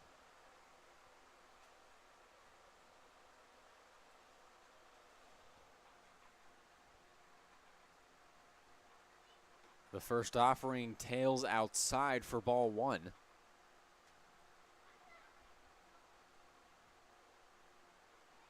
Now Harris would likely prefer to stop the bleeding here, especially considering that the man on deck, Josh Skoronsky, hit a 2 RBI double in his last at-bat. The count now moving to 2-0 on Diaz. The bottom of the order for the Big Train has come up big early on, with Constable registering a hit, then eventually coming around to score. As the 2-0 pitch is fouled off.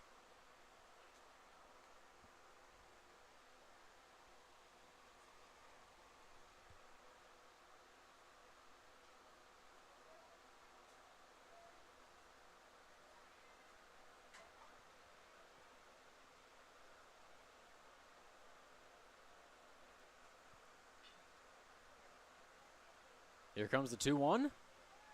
That one in there for a strike. So Harris battling back, evening this count at 2 with 2 outs. And Diaz has been bested by the Senators fielding squad during his previous 2 at-bats, hoping to capitalize off of the bases loaded situation. The 2-2 pitch in there for strike 3. So Diaz gets sent down looking to end the inning. The Big Train leave him loaded, but scratch across 1. They lead 6-1. We'll be back for the top of the 5th inning here on Big Train Baseball Network.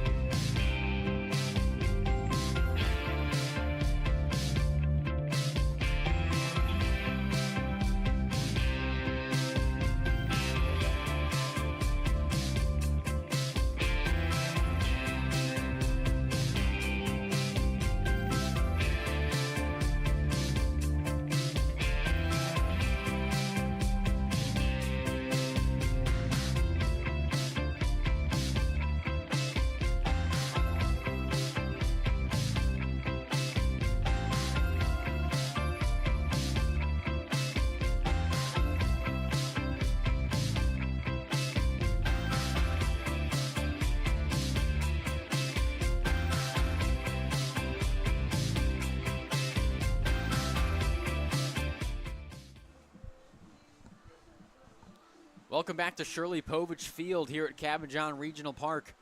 The Big Train getting some insurance in the bottom of the fourth inning, courtesy of an RBI HBP from Jordan Crosland, making the score 6-1 in favor of the home team. The top of the order due up here in the top of the fifth as the first pitch to Logan Tribble is fouled over our heads in the booth for strike one. Now around the Cal Ripken League, the DC Grays have bounced back after the Mercy Rule win for the Big Train last night. Grays beat the Crop Dusters 4-1. Bottom of the fourth for the Aces and the T-Bolts. Aces with a dominant 11-7 lead. Top of the seventh for the Braves and the Giants. Braves leading by 1. Score is 1-0. That one grounded to the third, but foul. So the count will remain 0-2 on Logan Tribble.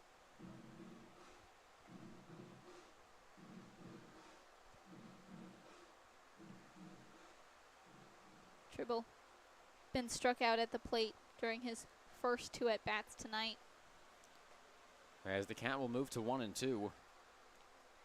Again, I was going to say the scores you just read throughout the Ripken League indicative of, as we've talked about several times, the competitive balance throughout this first half and a little bit of change as Robinson will step off the mound. We saw the Grays get completely dismantled yesterday, only to bounce back and beat a very good Crop Dusters team, allowing only 1 run in the process. That one's grounded in fair territory to third, backhanded by Franklin, but Tribble beats it out.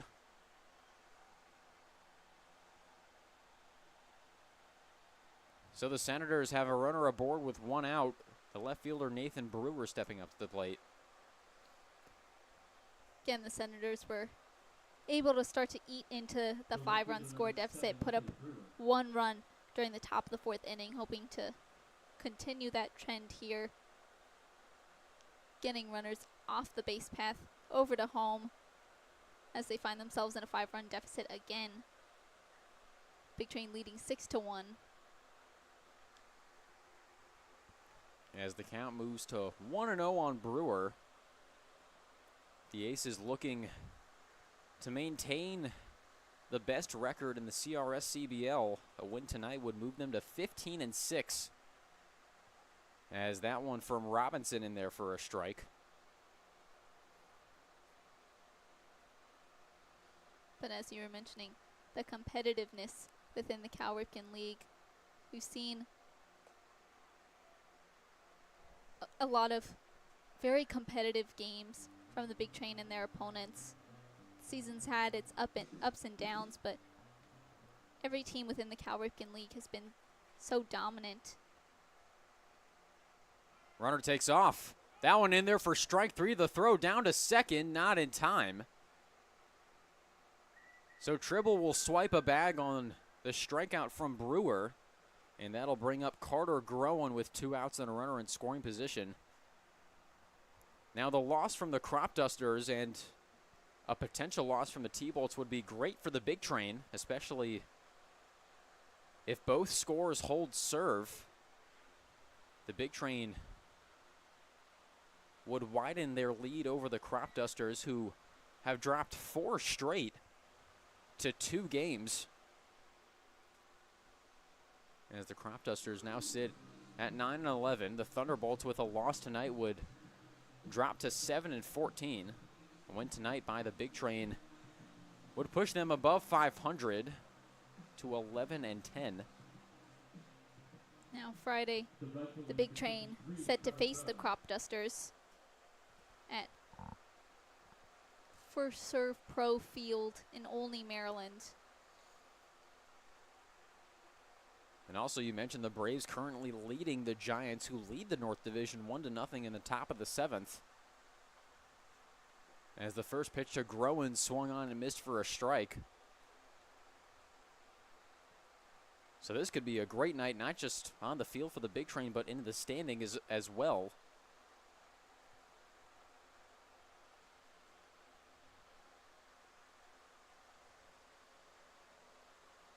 As the 0-1 to Groen in there for strike 2. Now it's only been 20 games, about to be 21 for the Big Train, but The playoff picture is going to require some attention relatively soon as we head into the second half of the season. That one swung on and missed for strike 3. So Groen goes down swinging for out number 2. That'll bring up the cleanup hitter, Owen DeShazo. That's Groen's second consecutive strikeout of the night. DeShazo got a walk during his first at-bat, was struck out the next time he took to the plate. With a runner in scoring position, Robinson hoping to retire the designated hitter for the Senators to protect their 5-run lead. So Robinson in a rhythm. The count 0-1 on the cleanup hitter, DeShazo. A swing and a miss for strike 2.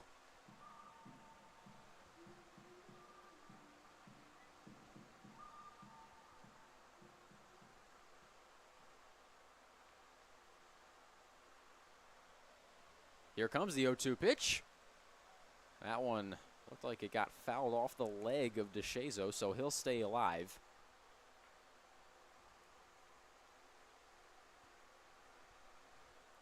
With the Senators still sitting 5 runs behind, DeShazo hoping to come up with some 2-out magic to get the runner off of second and continue to chip away at the score deficit.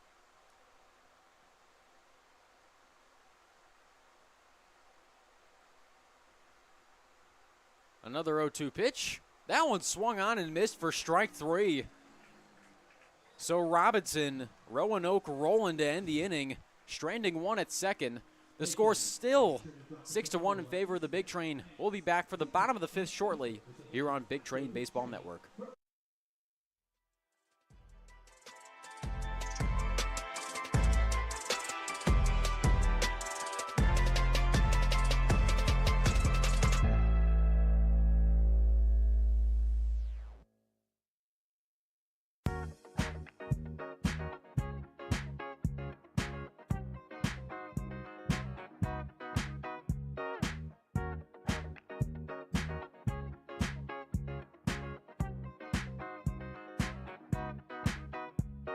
The juice is in the mix, it'll fix you up. I'm gonna ride the boogie train till the sun comes up. Ride the boogie train, ride the boogie train, ride the boogie train till the sun comes up. Meet me in the corner alone. Meet me in the corner alone. Meet me in the corner alone. Meet me in the corner alone. Boogie down, mix up. Boogie down, fix up.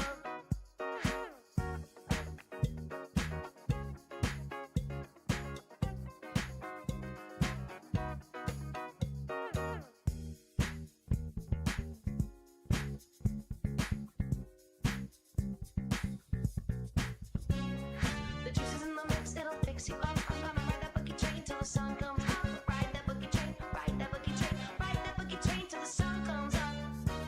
Till the sun comes up.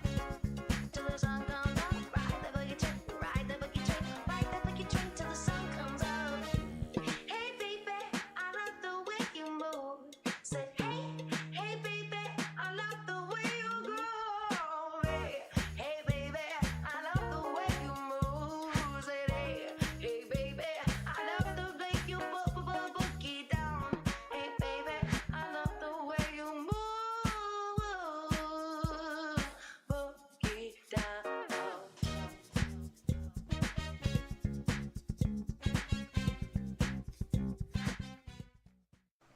Welcome back to Big Train Baseball Network. Bethesda maintaining a 6-1 lead as Josh Skoronski will lead things off the Big Train, and he'll take the first offering from Harris for a strike. Skoronski's previous at-bat was a double to bring in a couple of runners for the Big Train. Pitcher Ty Harris was able to evade him. As that Previously. one's ripped into center field for a base hit. Skoronski having an excellent night of hitting, putting a runner on first for number 22, the third baseman, Landon Franklin.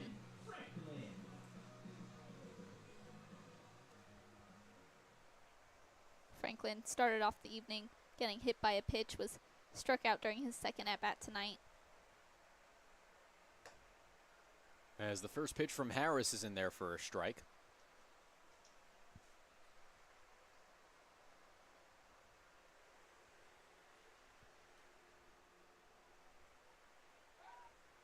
Skoronsky sent back to first by Harris.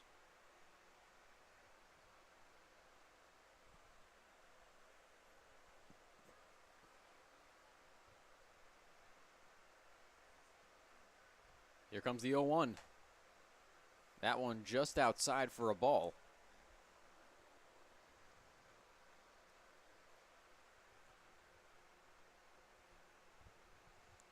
Again, the Big Train already has a pretty cushioned 5-run lead, but as we've seen from previous games, the Big Train has been able to put up some late inning magic, hoping to deter their opponents from doing the same and giving them a taste of their own medicine. They count 2-1 on Franklin. Skoronsky at first with no outs here in the bottom of the 5th. As the count now moves to 3-1.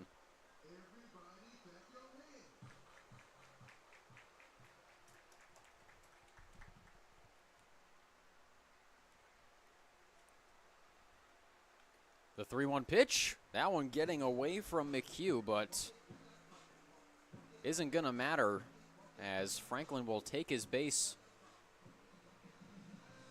a little less turbulently than last time, or at least a couple of times ago. As we'll have a mound visit with Harris. Cole Constable set to step up to the plate, and we're actually going to have another pitching change for the Senators as Ty Harris's night will be done. We'll be right back shortly here on Big Train Baseball Network.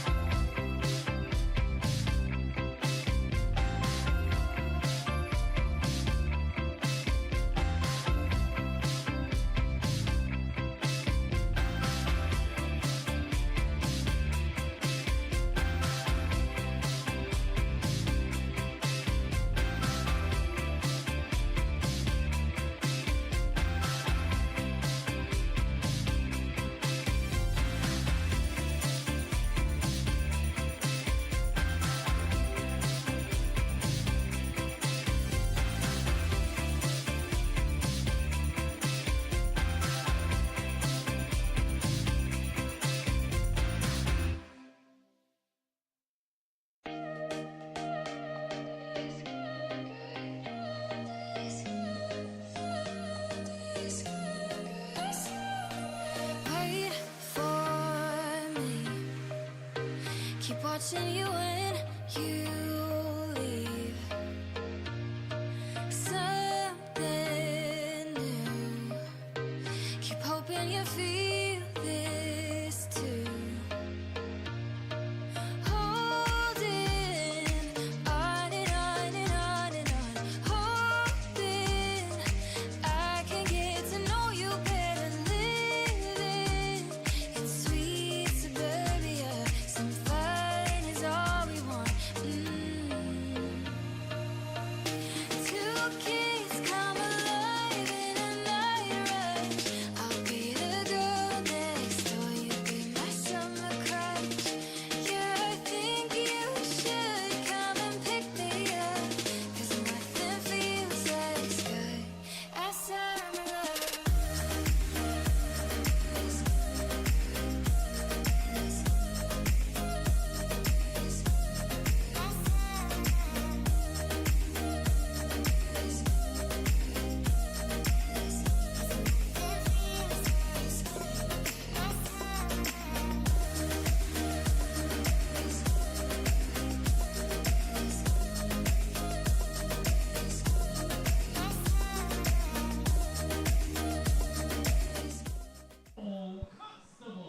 Welcome back to Shirley Povich Field here at Cabin John Regional Park.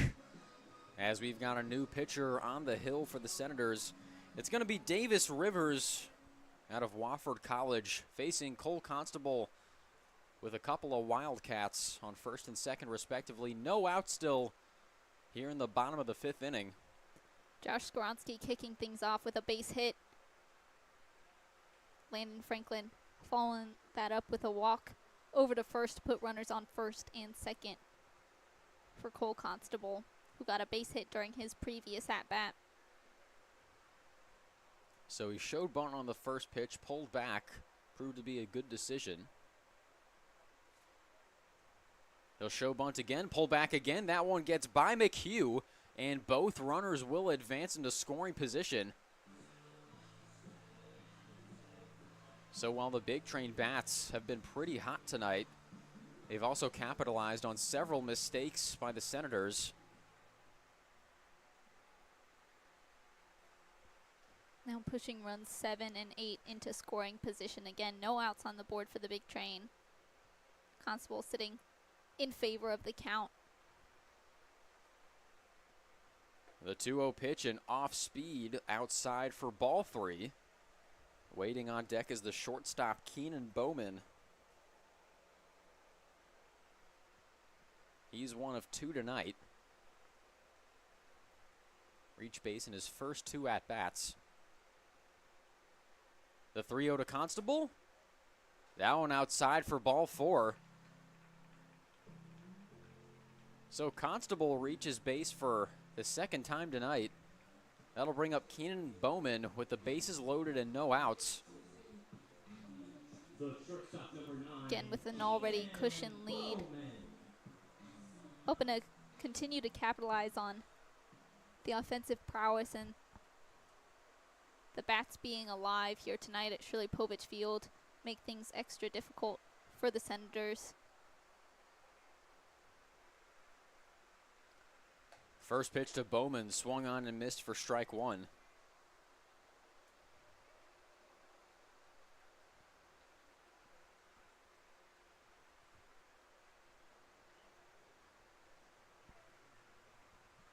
We watched the Big Train reach double digits on the scoreboard last night, the 10th run now at the plate. The 0-1 swung on and missed for strike 2. So Bowman in a quick 0-2 hole. But the Big Train still sitting relatively pretty with the top of the lineup due up with no outs and the bases loaded, already up 5 runs here in the bottom of the 5th. The 0-2 to Bowman. That one low and outside for a ball. Again, Bowman kicked things off strong for the Big Train, recording a double to lead off the Big Train hitters.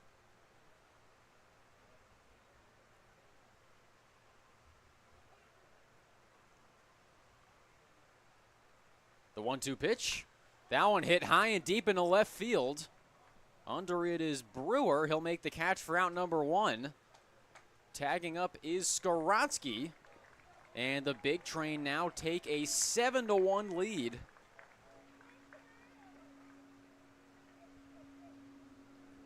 With now 1 out on the board, runners still on first and second. Andrew Williamson stepping up to the plate was walked during his previous at-bat. Before that, recorded a base hit. Landon Franklin still on second. Cole Constable at first. You got to think a ball into the outfield likely scores Franklin. Williamson showing bunt but pulling back at the last second.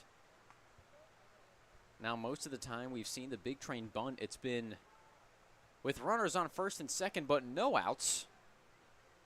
This time, 1 on the board, but not deterring Williamson from trying to lay one down and push a couple of runners in scoring position. As he'll look at the 1-0 pitch inside for ball 2.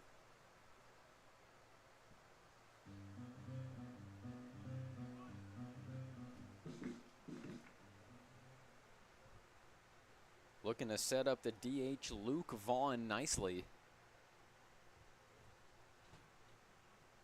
Here comes the 2-0. That one hitting Williamson. Looked like in the upper leg. He'll walk that off as he takes his base over at first.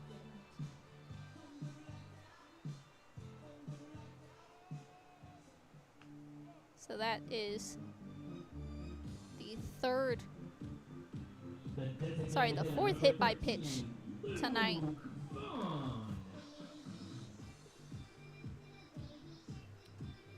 And so as Baby Shark rings from the Shirley Povich speakers, that can only mean one thing. Luke Vaughn stepping up to the plate, bases loaded, 1 out on the board. Skoronsky brought in run number 7, 8, 9, and 10 on the base pads. The first pitch to Vaughn in there for a strike. I will note that Baby Shark is the only time I'll do anything close to a gator chomp. Being raised a Miami Hurricane, that is not exactly something you take pride in doing unless it's either sarcastic or with mean intentions. The count now 1-1 on Vaughn.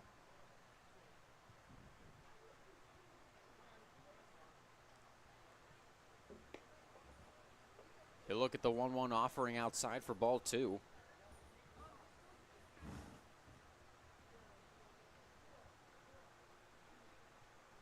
Again, Luke Vaughn, the designated hitter for the Big Train squad tonight, has had a pair of base hits, was also hit by a pitch, reaching first on all 3 of his previous at-bats. You look at that fastball for strike 2 to make the count even.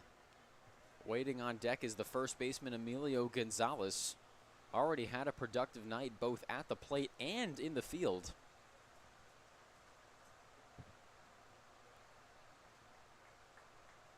The 2-2 pitch. That one hit high and deep into left center field. Under it is Brewer. He'll make the catch for out number 2. Tagging up his Franklin. He'll score without a throw. And the Big Train take an 8-1 lead. So Vaughn unable to reach first for the first time tonight. With now 2 outs on the board and runners still on first and second, Emilio Gonzalez hoping to tack on to the Big Train's already extensive lead.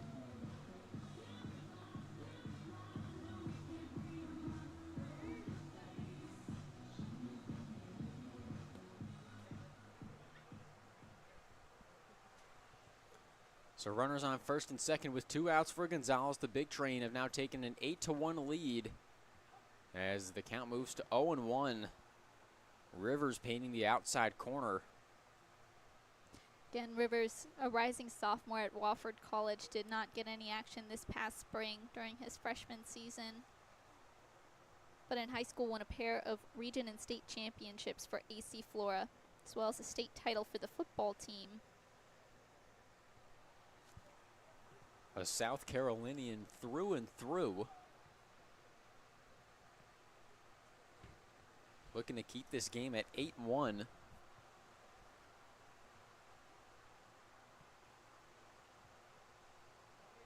The 1-1 to Gonzalez is low.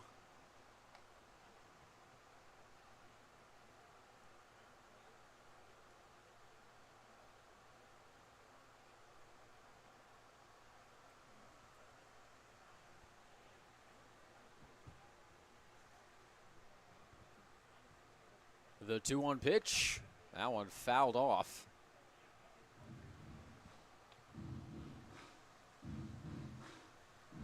So the count now 2-2 on Gonzalez with 2 outs. 2 runners on base for the Big Train, who have already scored 2 here in the bottom of the 5th.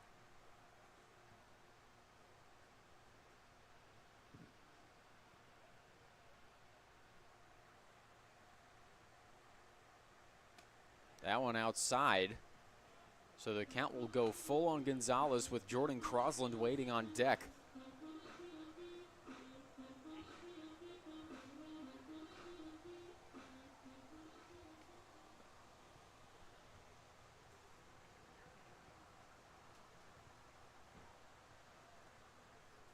Both runners go on the full count pitch, but they'll have to go back as Gonzalez fouled that one off.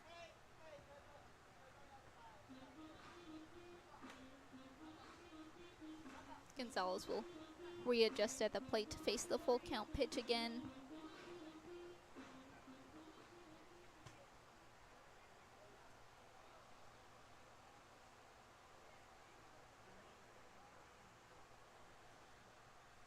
Another 3-2 pitch. Another foul ball. We saw Gonzalez yesterday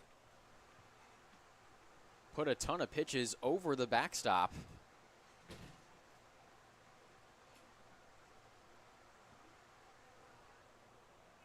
He's arguably been the king of staying alive. Doing so again here, as Constable will be sent back to second.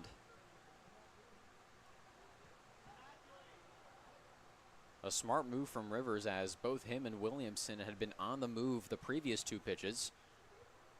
Another 3-2 pitch and another foul ball, this time zipping towards the Big Train dugout.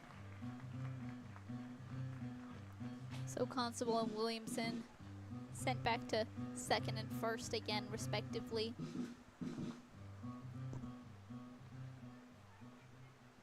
As you said, Gonzalez, the king of staying alive at the plate, set to face the full count pitch for a 3rd time. Another 3-2 pitch. That one hit into fair territory, gloved nicely by Hughes, and on to first for out number 3. But for the 3rd consecutive half inning, the Big Train add on to their lead. They now take their biggest of the night, up 8-1. We'll be back for the top of the 6th here on Big Train Baseball Network.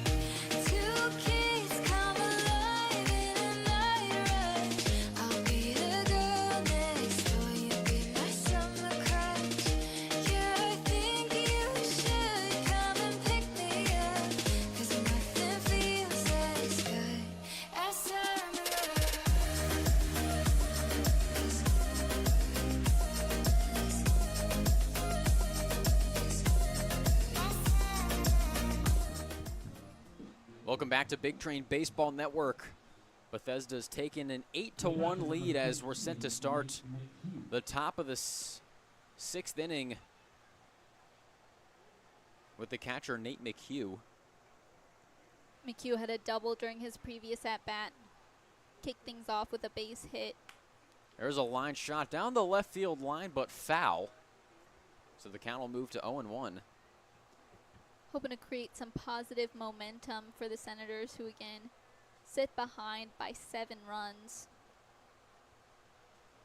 They've been held scoreless for all but 1 inning. We're able to scratch across 1 during the top of the 4th.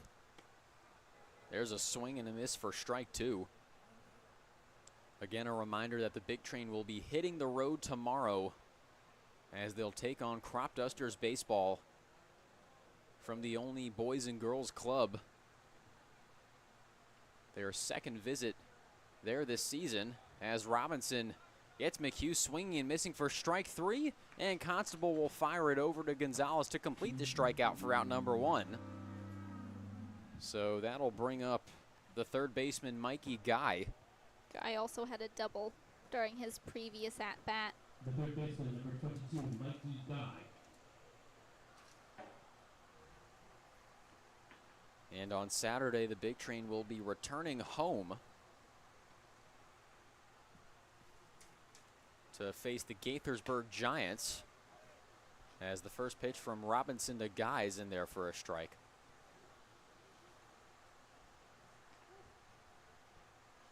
And then on Sunday, it's going to be the second and final 10 a.m. game of the summer, as the Silver Spring Tacoma Thunderbolts will make a visit for the early morning contest. As the 1-1 pitch inside for a ball. And then in the month of July, the Big Train only have 5 home games scheduled for the rest of the regular season, as the count moves to 3-1 on Guy, with CJ Willis waiting on deck. Hopefully for Bethesda, they're able to host some playoff games come mid-late July, as the count moves full on Guy. Guy, thinking that was ball number 4, was prepared to walk on out to first. The Big Train looking to capture their 11th league title.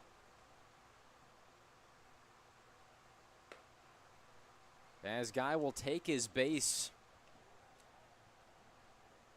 So with 1 out and a runner on first, that'll bring up the first baseman, CJ Willis. Willis was struck out during his previous at-bat. Kicked things off with a walk during his first at-bat.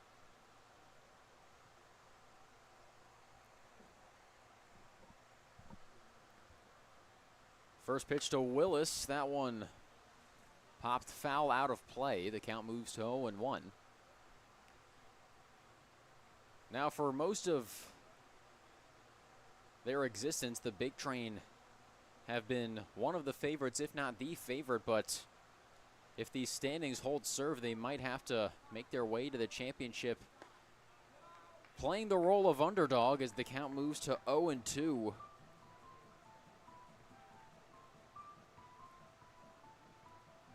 Again, the Giants leading the North Division, the Aces leading the South Division, as Robinson will send Guy back to first.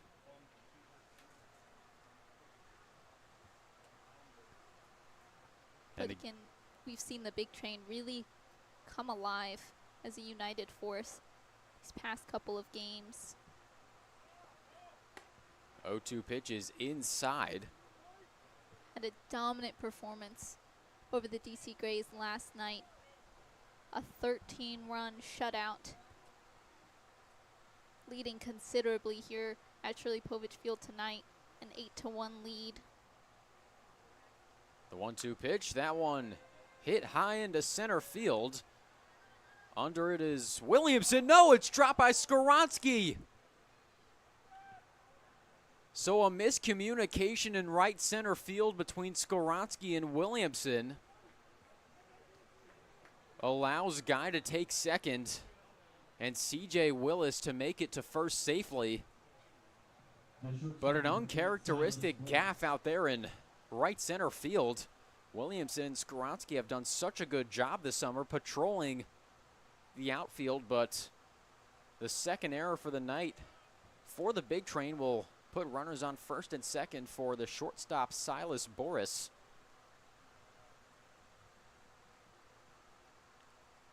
The first pitch from Robinson upstairs for a ball.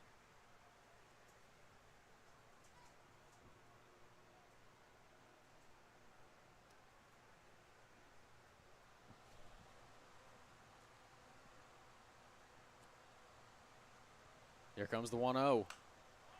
That one popped high into foul territory. And Constable will watch this one go out of play.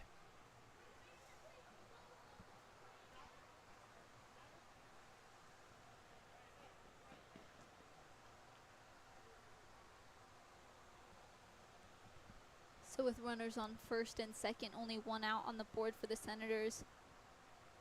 Looking to cut in to the Big Train's considerable lead.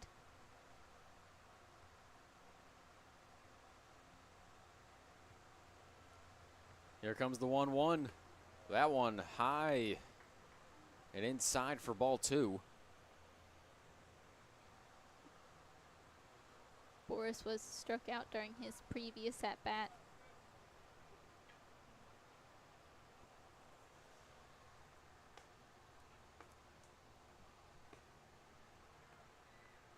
Here comes the 2-1. That one low and outside for ball 3. Waiting on deck is the 9-hitter P.J. Hughes. Great potential here for the Senators to cut into this 7-run deficit.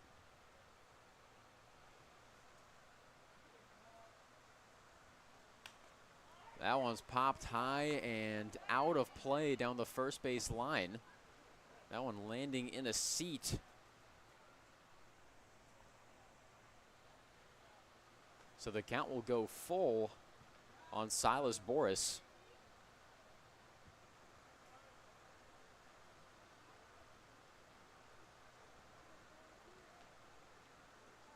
As Jack Robinson's going to ask for a new baseball.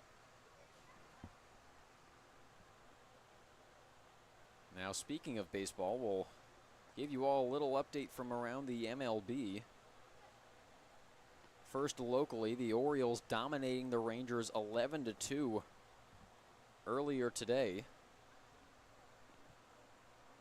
And along the rest of the AL East, the Blue Jays dominating the Yankees 9-2. As that one's popped into foul territory, ranging over is Franklin and Constable. And that one will drop. Franklin not able to corral that one. So Boris will remain alive with one out here in the top of the 6th.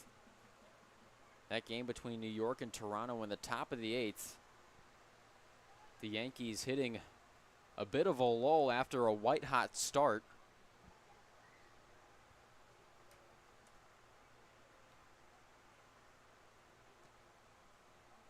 And around the Cal Ripken League, Aces still leading over the T-Bolts 12-7 as they're in the top of the 6th inning. Giants have tied things up in the top of the 8th. Both teams sit tied at 1. So Silas Boris will take his base. That'll load the bases for P.J. Hughes. Baseman number 1, P.J. Hughes. He struck out in his last at-bat.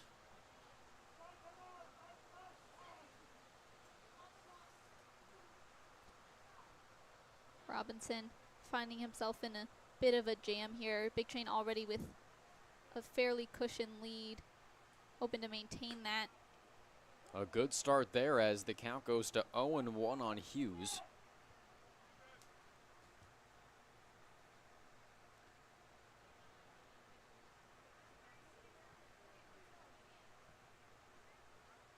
The 0-1. That one skied high into foul territory down the first base line. Gonzalez is under it, and he makes the catch for out number 2. Mikey Guy will remain at third. So a big out there for Robinson. That'll bring up the center fielder Logan Tribble. The center fielder number 2, Logan Tribble. Tribble reached base during his previous at-bat, but had a rough start to the night, being struck out twice in his first 2 at-bats. Robinson 1 out away from leaving them loaded and holding the score at 8-1. Tribble, a big swing and a miss for strike 1 on a pitch in the dirt.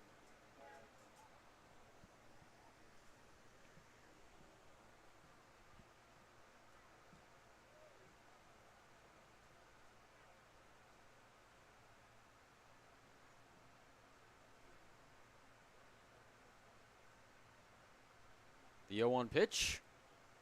That one low and outside. Good block by Constable. So the count will move to 1-1.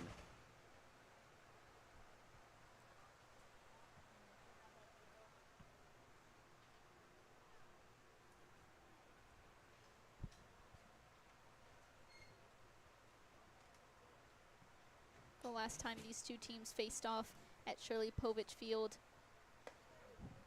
That one, a little chin music, or at maybe perhaps a little midsection music, as the count will move to 2-1 on Tribble. Last time these two teams faced off at Shirley Povich Field, a 5 spot in the bottom of the 7th saved the Big Train, who were staring down a 4-run deficit. The Senators hoping to get some late inning magic of their own to cut into the 7-run deficit. Waiting on deck is the left fielder Nathan Brewer, as Robinson will step off the mound for a moment. The Senators a platinum opportunity to cut into this lead. Here comes the 3-1 pitch. That one upstairs for ball 4. Mikey Guy will come in to score. And the Senators have their second run of the ball game, as Sal Colangelo will make his way to the mound, and it looks like we are going to have a pitching change for the Big Train. So we'll be right back shortly here on Big Train Baseball Network as Jack Robinson's night has concluded. Come and pick me up, 'cause nothing feels as good as summer.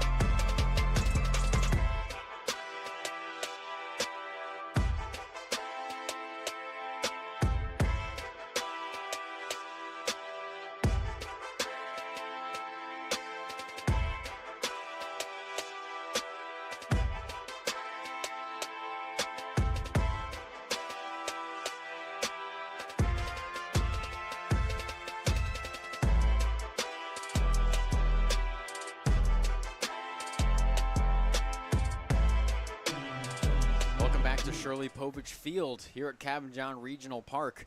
You've got a new pitcher on the bump. In relief for Jack Robinson, it's Jordan Capuano out of UNC Wilmington.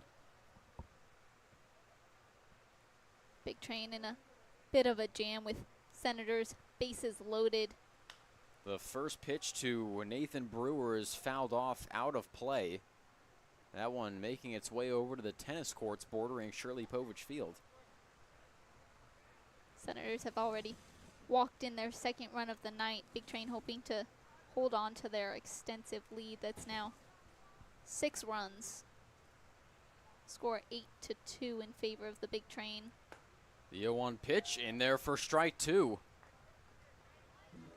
So Capuano's often been turned to in times of peril. Looking to get out of the jam here. Sitting 1 strike away from leaving them loaded. The 0-2 pitch in there for strike 3. Fly, Seahawk, fly. Jordan Capuano leaves them loaded and keeps this game at 8-2. We'll be back for the bottom of the 6th here on Big Train Baseball Network.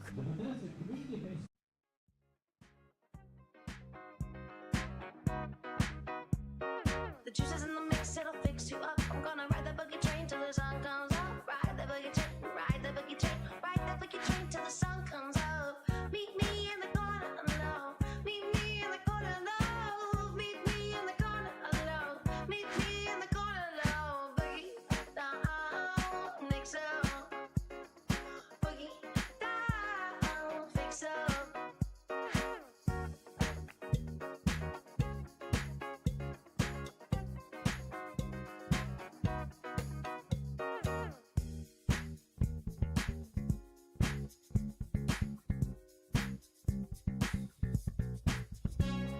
The juice is in the mix, it'll fix you up. I'm gonna ride that boogie train till the sun comes up. Ride that boogie train, ride that boogie train, ride that boogie train till the sun comes up. Till the sun comes up. Till the sun comes up. Ride that boogie train, ride that boogie train, ride that boogie train till the sun comes up. Hey baby, I love the way you move. Say hey baby, I love the way you groove. Hey baby, I love the way you move. Say hey baby, I love the way you boogie down. Hey baby, I love the way you move. Boogie down.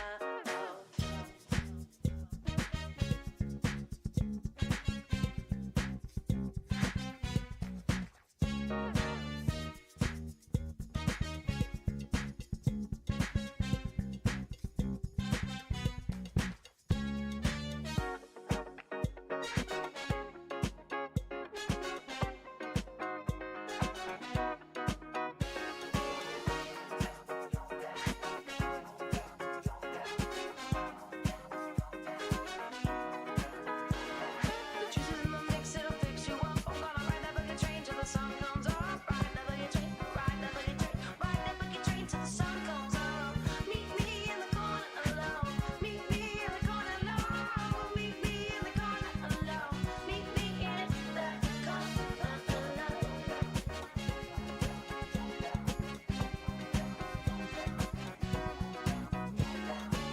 Meet me in the corner alone. Meet me in the corner alone. Meet me in the corner alone. Meet me in the corner alone. Boogie, boogie down, baby. Can you boogie down? Welcome back to Big Train Baseball Network. As the Big Train lead 8-2 heading into the bottom of the 6th inning. We've got a new pitcher on the bump for the Senators. It's Griffin Siebel out of Xavier University, pitching to Jordan Crosland, bouncing that one in the dirt for ball 1. Crosland was hit by a pitch during his previous at-bat to reach first base. Again, Big Train has scored in the previous 3 innings, hoping to keep that momentum going and continue to tack on to their now 6-run lead.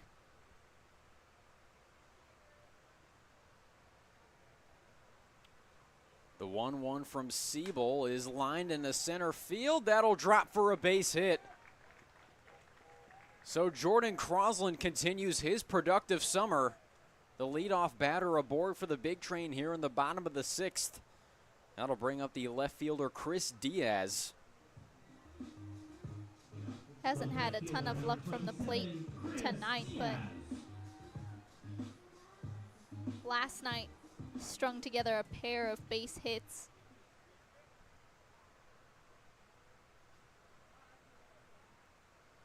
Crosland looking antsy per usual at first. There he goes, but he'll have to go back to first as Diaz fouled that one off.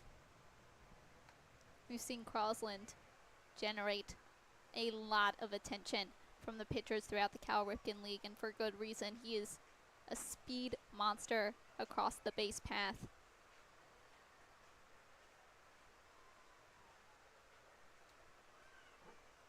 Let's see if Crosland tries his luck again. The count 0-1 to Diaz.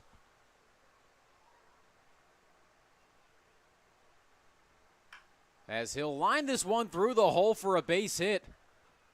Crosland will stop at second. That's back-to-back singles for the big train to open the bottom of the 6th.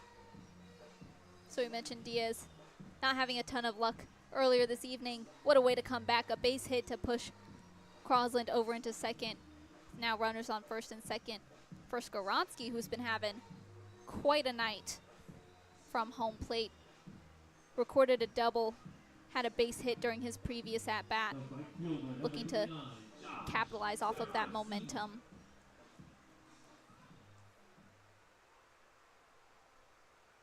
Runners on first and second, no outs here in the bottom of the 6th.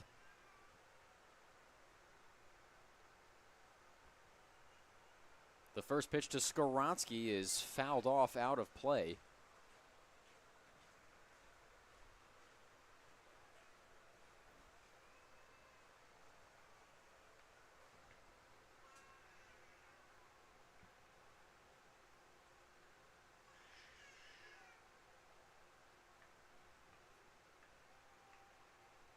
Mamma mia, there he goes again. Crosland down to third. He is safe. And in his wake is Christopher Diaz taking second as well. That was a great stab by Guy to not let that one get into left field. Crosland would have easily scored, and Diaz likely would have taken third, if not home as well. So the count now 0-2 on Josh Skoronski. 2 runners in scoring position. As there's a big swing and a miss for strike 3. So Siebel retires Skoronski. That'll bring up the third baseman, Landon Franklin.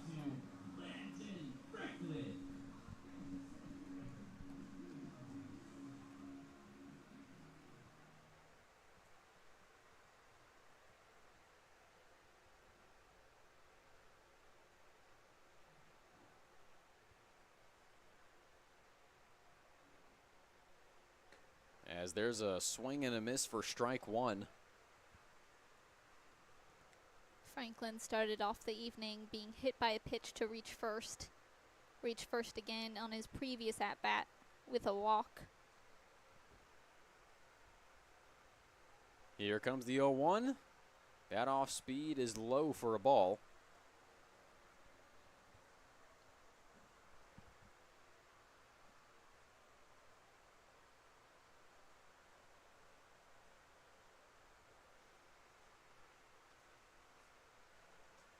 The 1-1 pitch.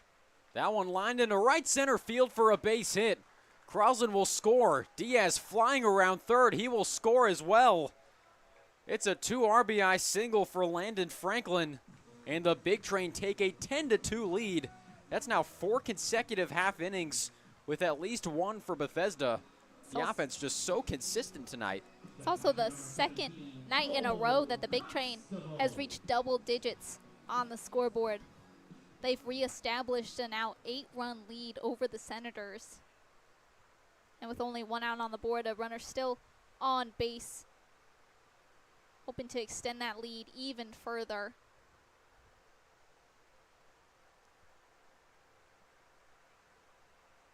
The first pitch to Constable, low and outside for a ball.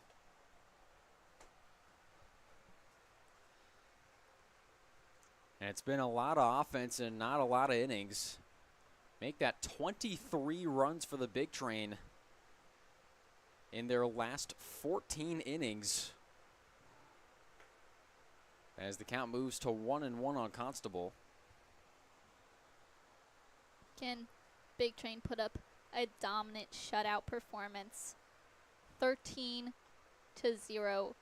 to take their first Mercy Rule victory over the DC Grays last night. Have certainly carried that momentum and success into tonight.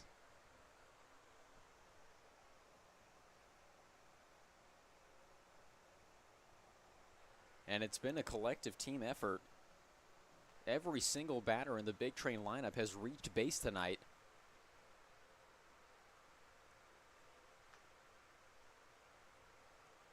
The 2-1 pitch. That one high for ball 3. Keenan Bowman waiting on deck.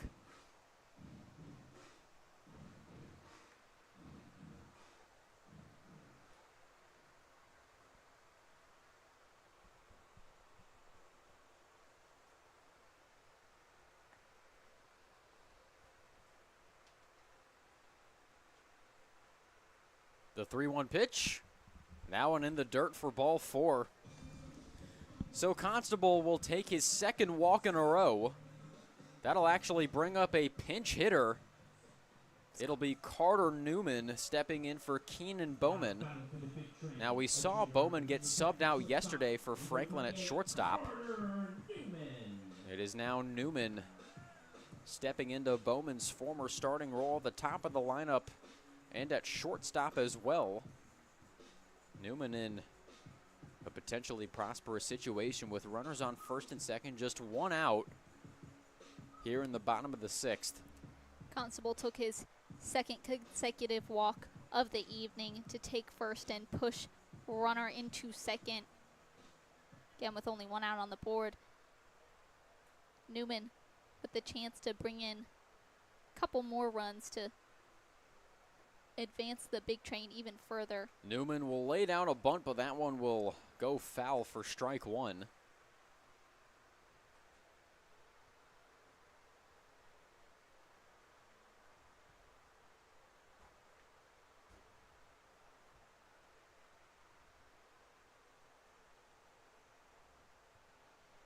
Again, Newman pinch hitting for Keenan Bowman, who had a successful outing tonight, kicked things off with a double followed by a walk. The 0-1 to Newman. That one's in there for strike 2. Now we saw Newman when these two teams played in Waldorf. Fortunately, he got a hit. Unfortunately, he did it while falling on his face. Thankfully, he was okay. The only negative repercussion for him was a laugh from the entire dugout and most of the interns here at the Big Train as he'll loop that one into shallow right field for a base hit. Franklin will hold up at third. Newman staying upright this time around. That'll bring up the center fielder Andrew Williamson with the bases loaded and one out. Williamson has reached first in his 3 previous at-bats. His previous at-bat was a hit by pitch. Before that had a walk as well as a base hit. Base is now loaded, only one out on the board. Big Train already leading by 8. And it looks like we're going to have another pitching change for the Senators. So we're going to be right back after a quick commercial break here on Big Train Baseball Network.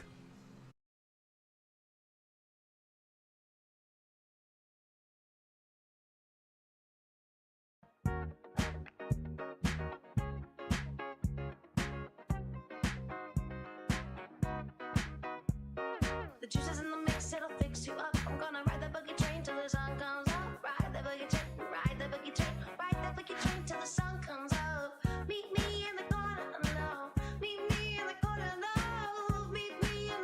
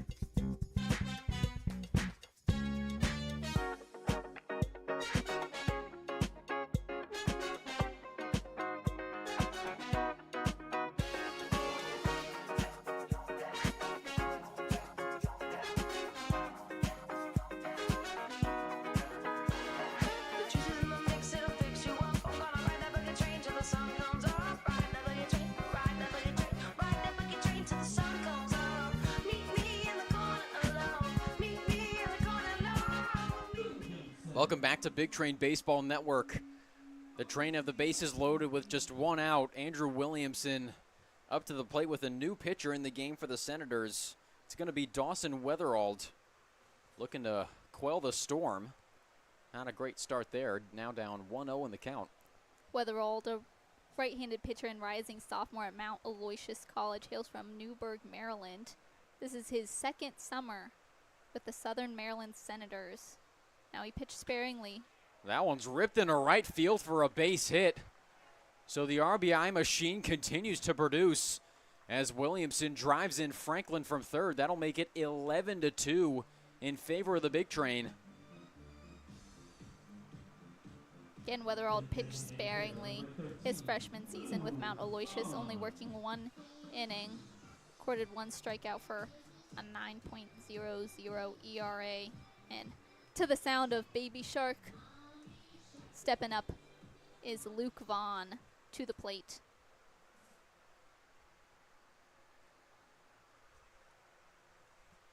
Base is still loaded. The first pitch to Vaughn in the dirt for a ball. Now we're approaching similar territory to last night. Another friendly reminder that the mercy rule in the Ripken League is a lead of 12 or more after 7 innings.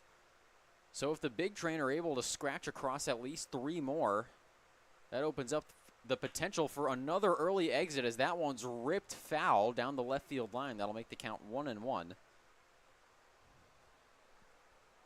Now should the runners on the bases bring in runs 12, 13, and 14, the Senators would have just one more chance to fight back and extend this game to full regulation. The 1-1 to Vaughn in there for a strike. As on deck, we have a pinch hitter. Stepping in for Emilio Gonzalez, it's going to be Jack Guerrero.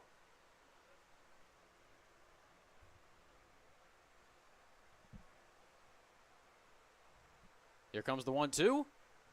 That one in the dirt, getting away from McHugh. Constable will scurry back to third. So again, Cole Constable at third, pinch hitter Carter Newman at second, Andrew Williamson aboard first.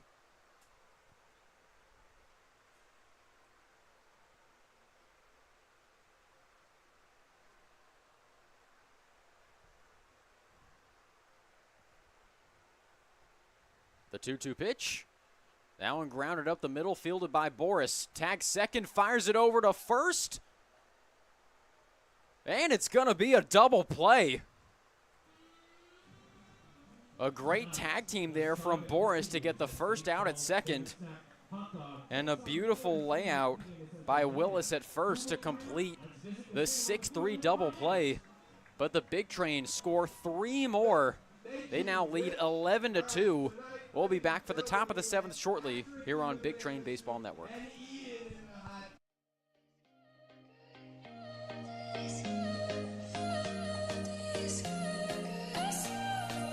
Wait for me. Keep watching you when you leave. Something new. Keep hoping you feel this too. Holding on and on and on and on.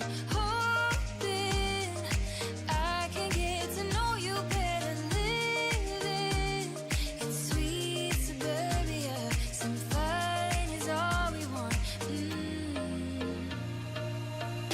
Two kids come alive in a night rush. I'll be the girl next door.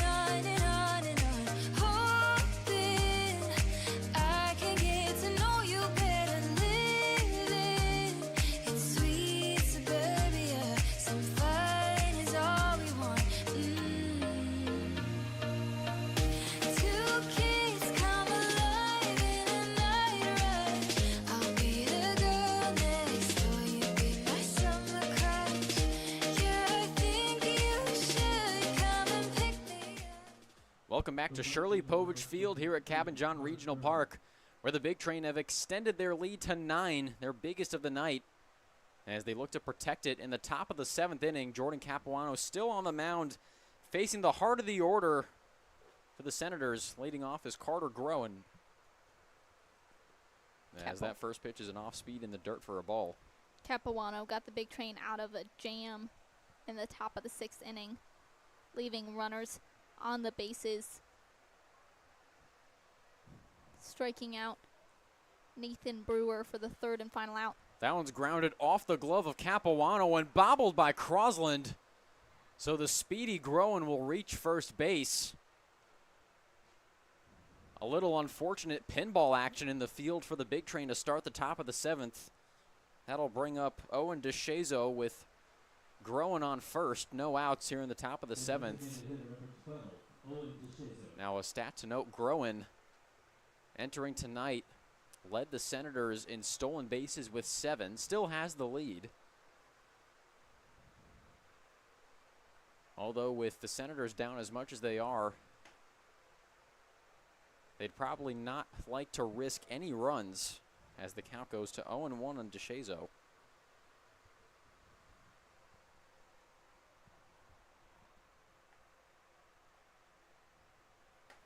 A big swing and a miss for strike 2.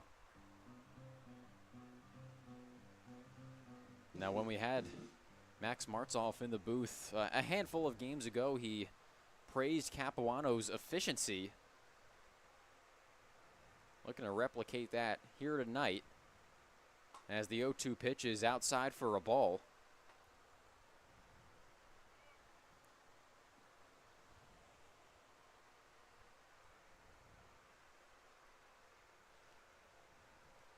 We also had a chance to talk with Capuano in the booth earlier this season as he described his diverse arsenal of pitches. Has been working on his changeup this summer. Looking to have a strong 3rd pitch. Definitely would be beneficial for a guy like Capuano, especially in those jams when you want to keep batters on their toes.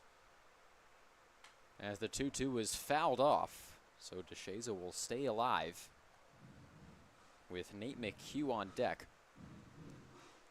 DeShazo, the designated hitter for the Senators tonight, has reached base just once in his previous 3 at-bats. Started the night with a walk out to first, has been struck out the previous 2 times. That slider is grounded to first under the glove of Guerrero and fair. Groen will head to 3rd. He will stop right there. DeShazo will stand up into 2nd. And so now 2 runners in scoring position for the Senators. Nate McHugh will step up to the plate. Guerrero unable to scoop that one at first. That will go down as an E3. Bethesda's 3rd error of the evening. Nate McHugh had a base hit to start the evening. Followed that out with a double, was struck out during his previous at-bat. Capuano hoping to get himself out of another jam here with 2 runners in scoring position.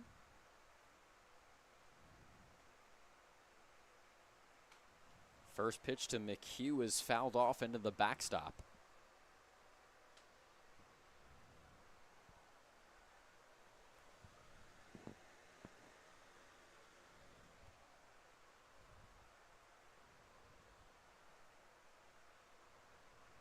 So the count 0-1 on McHugh.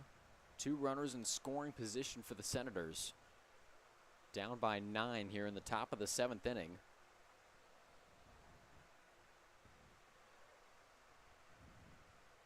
Here comes the 0-1. That slider's outside for a ball.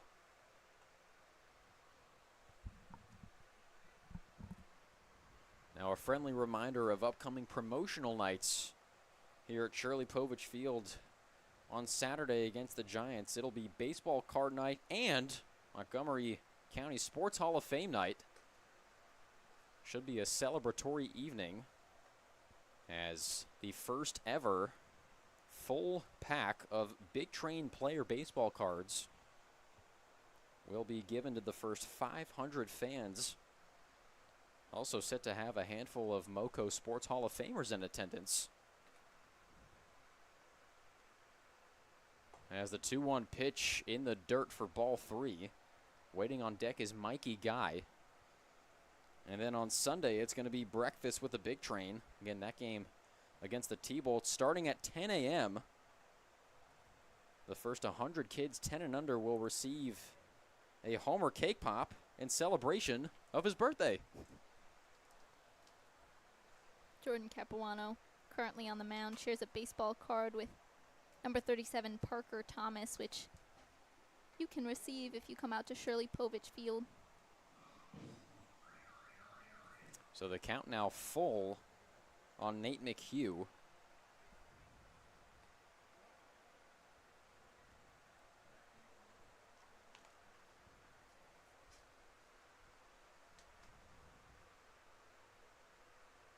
The 3-2 pitch, that one over his head for ball 4. That slider getting away from Capuano. So that'll load the bases with no outs for Mikey Guy, who walked in his last at-bat. And in the at-bat before reached second on a double. As we're going to have a mound visit between Constable and Capuano. Coach Lopez will also step out for a visit. Now after Sunday, the Big Train won't have another home game until July 5th. That'll be against the DC Grays. It'll be Eve Rosenbaugh bobblehead night, as well as First Responders and Military Appreciation Night. Now Eve, a BCC baseball and Walt Whitman High School alum, also a former Big Train volunteer, is currently the assistant general manager of the Baltimore Orioles. So I can say, at least for myself, super excited to not only celebrate her, but hopefully meet her as well. So we'll see a conclusion of the mound visit to Capuano.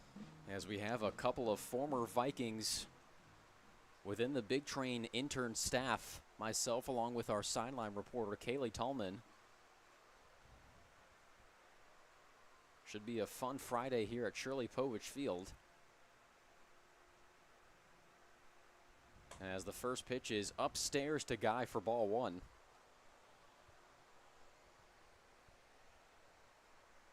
Phoebe, do you have any relatively famous people come out of your high school? I attended Chantilly High School in Fairfax, Virginia. That one hits Guy. Capuano understandably a little upset with himself, so that'll bring in run number 3 for the Senators.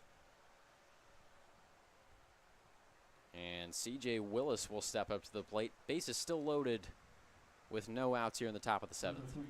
No famous alumni from Chantilly High School. It does have a pretty interesting story. When it was first built in the 80s, I had a health teacher who attended Chantilly High School during that time. She said it was an open concept at the time. There were no walls dividing the classrooms. It was just an open space building. And it was all one collective classroom? they just separate throughout the building, but there were no doors within the building. So no doors, no walls. Like I said, an interesting story behind Chantilly High School. I'm unsure if AI could even produce an image like that. As the count moves to a 1-1 on Willis, To be fair, it was the 80s. where doors and walls apparently did not exist in all schools across America.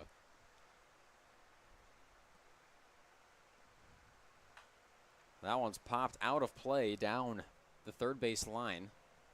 The count will move to 1-2.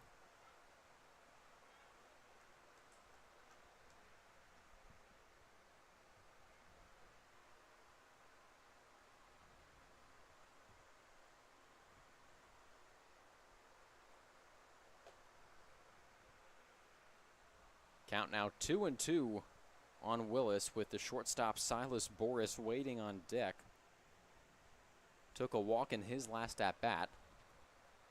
Looking to find a rhythm after a rocky start at the plate in the first half of this season. As C.J. Willis will go down looking for strike 3. So Capuano a third of the way to getting out of this jam and keeping this game at 11-3. Throughout the Cal Ripken League, the Braves made a huge comeback last time we checked in. The Braves and the Giants were tied at 1. Braves finished it off with a dominating 8-1 lead. The Alexandria Aces still leading over the Tacoma Thunderbolts 17-7 as they're in the bottom of the 7th inning.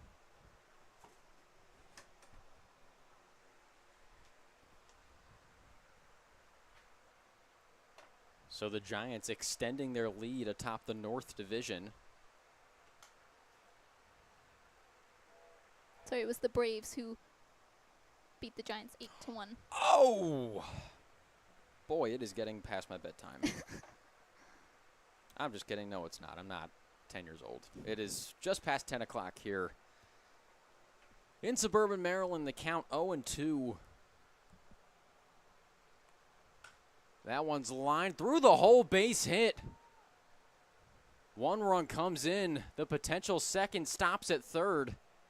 Silas Boris has himself an RBI single, and the Big Train lead is cut to 7 as we're going to get a pinch hitter for P.J. Hughes. It's going to be Mike Sweeney. A sophomore at Hofstra University, number 5, Mike Sweeney. Number 5, Mike Sweeney, a rising sophomore at Hofstra University, hails from Belrose, New York. Was a part of Chaminade's 2022 New York State Championship and 2021 League Championship teams.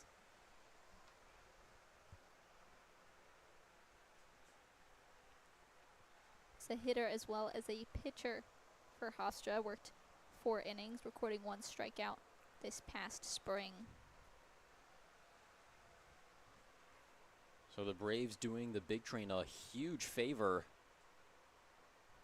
by knocking off the Giants tonight. As that first pitch from Capuano is high and inside for a ball.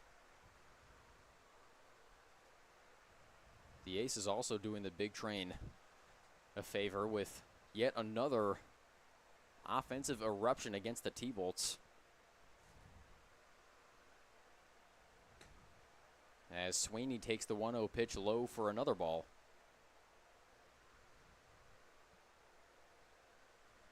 And with the Crop Dusters losing earlier today, this could be a big night for the Big Train. Looking to protect this lead as the count moves to 3-0 on Sweeney. The top of the lineup awaiting Capuano, or perhaps somebody else in the Big Train pitching staff if he cannot retire Sweeney.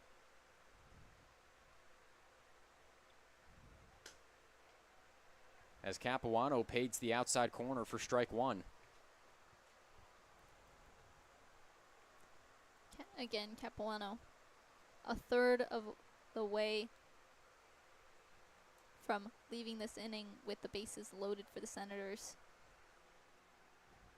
The 3-1 pitch is inside for ball 4. So Sweeney will take his base. That'll bring in the 5th run of the evening for the Senators. And we're going to have a mound visit with Capuano.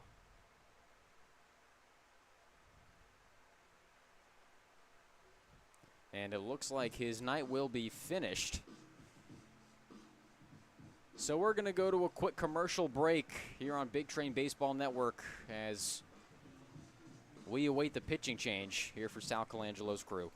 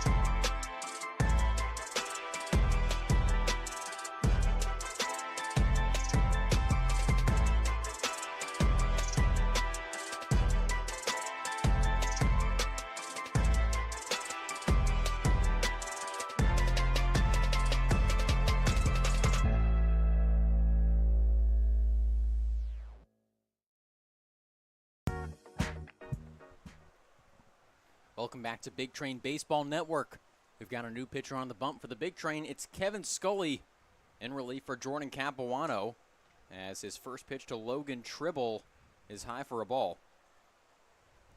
Again, Big Train finding themselves in a bit of a jam. Only one out on the board for the Senators, who have bases loaded. They've already scratched across 3 to bring the Big Train's dominant lead down to 6. The count now 2-0 on Tribble.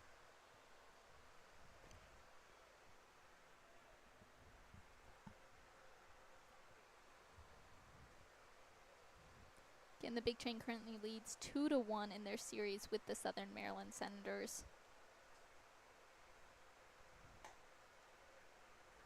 A nice pitch there from Scully. The count now 2-1.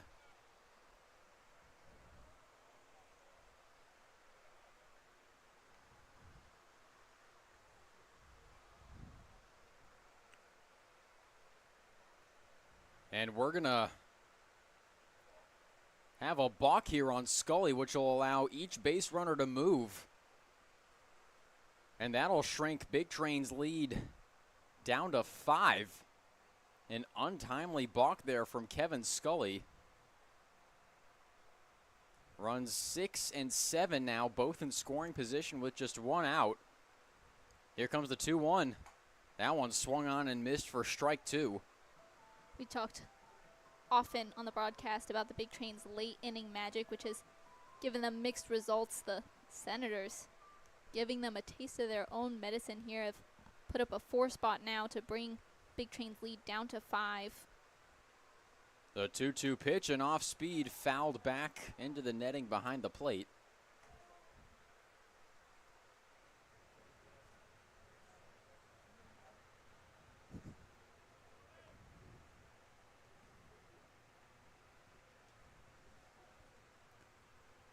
Count even at 2 on Logan Tribble. That one lined to Crosland. It's caught for out number 2. Great save from Jordan Crosland. An excellent catch to retire the top of the order from the Senators. So that'll bring up Nathan Brewer. Brewer's been struck out 3 times tonight, but has also recorded a base hit. Scully hoping to get out number 3 here, leave Brewer swinging to prevent runs 7 and 8 from crossing the plate. Brewer takes the first pitch high for ball 1. An uncharacteristically unproductive night for Brewer. Again, led the Senators in hits, entering the night with 23. As the count moves to 2-0.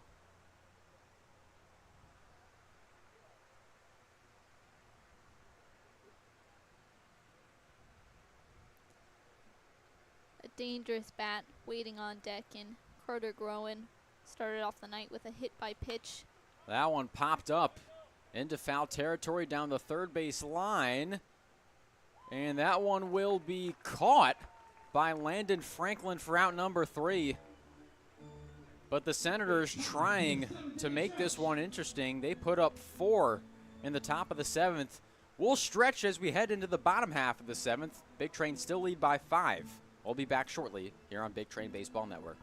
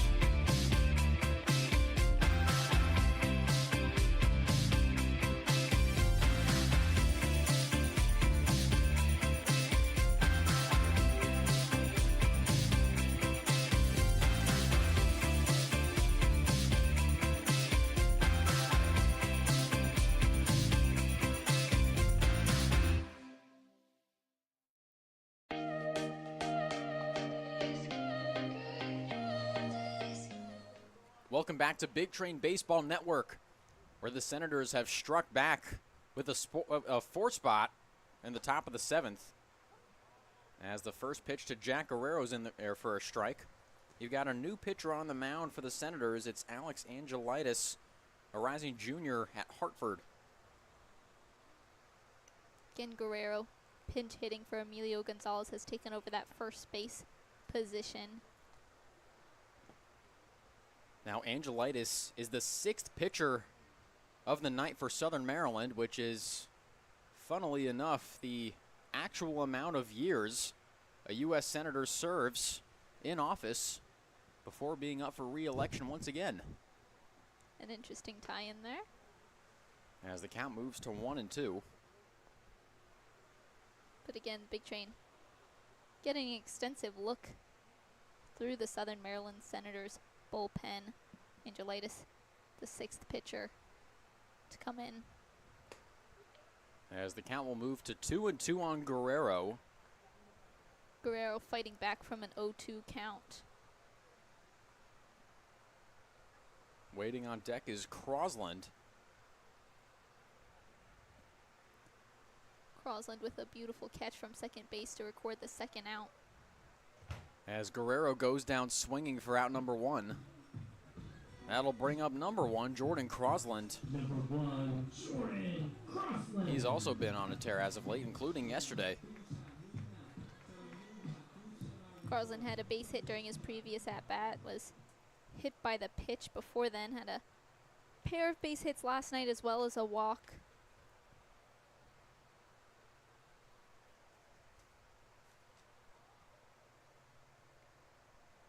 First pitch to Crosland's fouled off right near the Big Train dugout.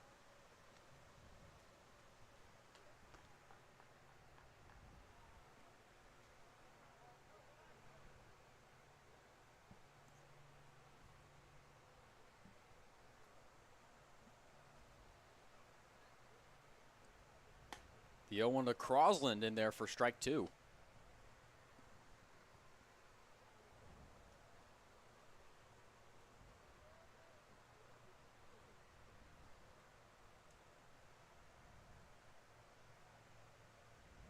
The 0-2 offering swung on and lined right to the shortstop Boris for out number 2. So Crosland hit that one on a frozen rope. Unfortunately for him, Boris was standing right in the line of destruction. So with 2 outs and no one on, that'll bring up Chris Diaz. Diaz had a base hit during his previous at-bat.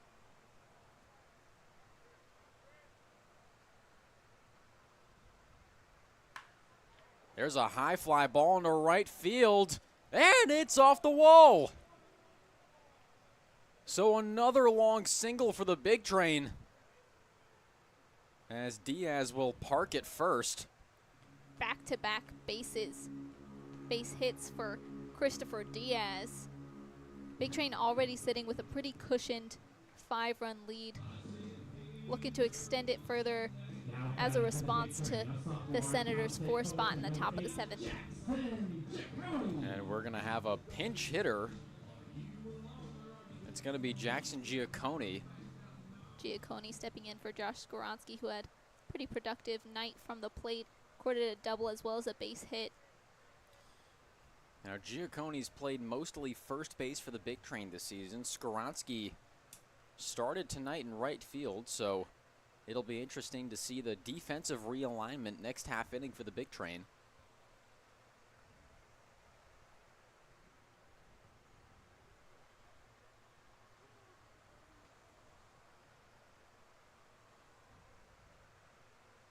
The first pitch to Giacconi, low for a ball. So Giacconi was a regular starter at the beginning of the summer, but as the season has progressed, has come off the bench in a pinch hit role in most of his recent appearances.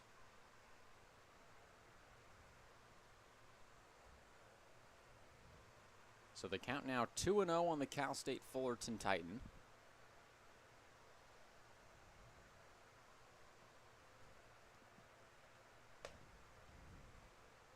Now the count moves to 3-0. With a Giacconi staring down a hitter's count, a runner on first, hoping for some excellent 2-out hitting to, again, further their 5-run lead. As we're going to get a mound visit between McHugh and Angelitis, looking to give their offense as good of a shot as possible, as potentially giving the Big Train, as you said, Phoebe, a taste of their own medicine.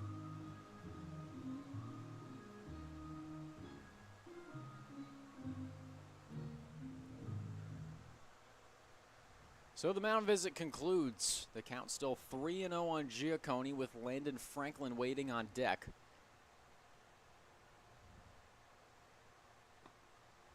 As that one's in there for strike one.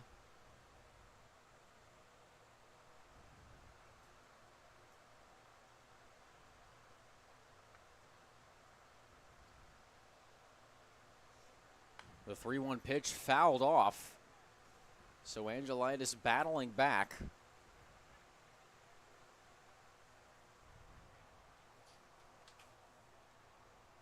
The count now full on Giacconi with 2 outs.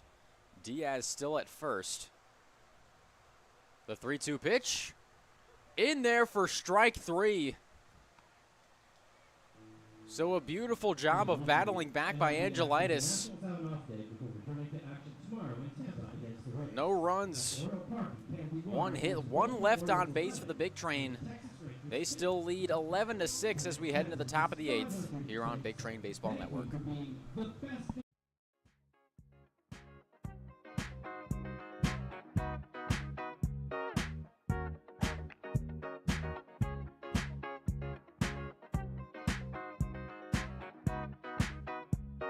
The juice is in the mix, it'll fix you up. I'm gonna ride the boogie train till the sun comes up. Ride the boogie train, ride the boogie train, ride the boogie train till the sun comes up. Meet me in the corner, no. Meet me in the corner, no. Meet me in the corner, no. Meet me in the corner, no. Boogie down, mix up. Boogie down, fix up.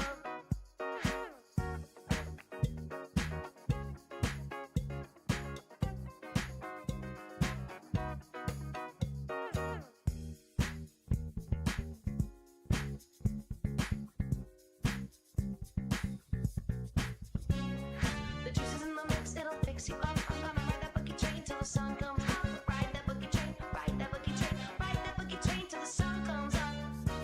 Till the sun comes up. Till the sun comes up. Ride that boogie train, ride that boogie train, ride that boogie train till the sun comes up. Hey baby, I love the way you move. Say hey baby, I love the way you groove. Hey baby, I love the way you move. Say hey baby, I love the way you boogie down. Hey baby, I love the way you move. Boogie down.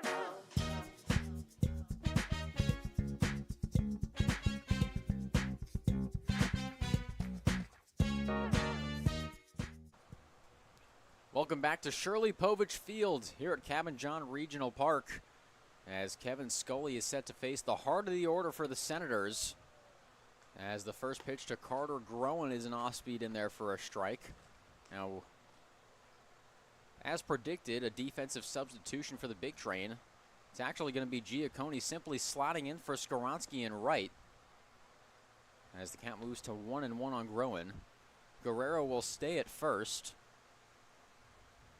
along with everybody else, including Carter Newman at short. There's a high fly ball in the left field. Back goes Diaz. It is gone. Another big fly for Carter Groen, his 5th of the summer. And the Senators now trailed by just 4. So the Big Train's dominant lead quickly dissipating, as the Senators have truly given them a taste of their own medicine with some late inning magic. Saw a 4 spot in the top of the 7th inning with a home run from the bat of Carter Groen. Big Train's lead sitting at just 4 runs. Been one of the biggest flyers so far this summer, as Scully's first pitch to DeShazo's in there for a strike. DeShazo had a double during his previous at-bat. The count now 0-2. Scully trying to work quickly in order to rectify the leadoff homer from Groen. The 0-2 swung on and missed. Constable will fire it over to Guerrero to complete the strikeout. So Scully makes quick work of DeShazo. That'll bring up the catcher Nate McHugh. That records the third strikeout for the designated hitter, Owen DeShazo. McHugh's been having a very successful night from the plate. Had a base hit to start things off, followed that up with a double. Had a walk to first during his previous at-bat.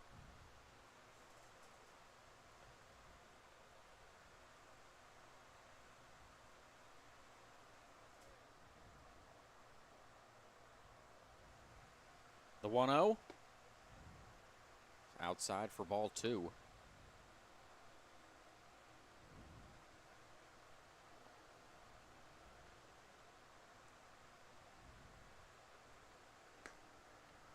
That pitch is in there for strike 1.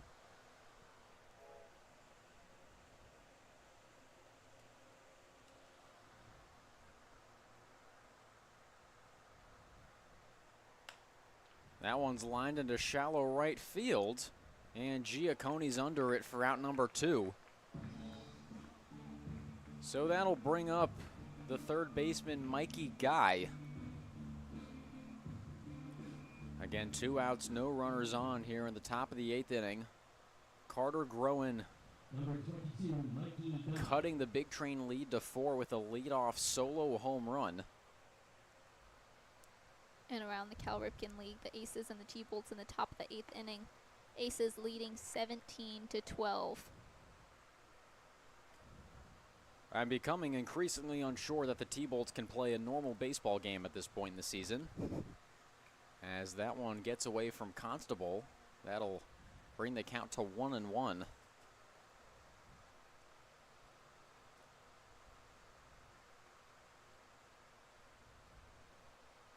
And on deck is a pinch hitter, Ian Kennedy. There's a fly ball into shallow center field. And Kennedy's going to have to wait till the top of the 9th to bat as Williamson secures it for out number 3. So Carter Groen's 5th home run of the summer pulls the Senators within 4 of the Big Train, who will look to pad their lead in the bottom of the 8th when we come back here on Big Train Baseball Network.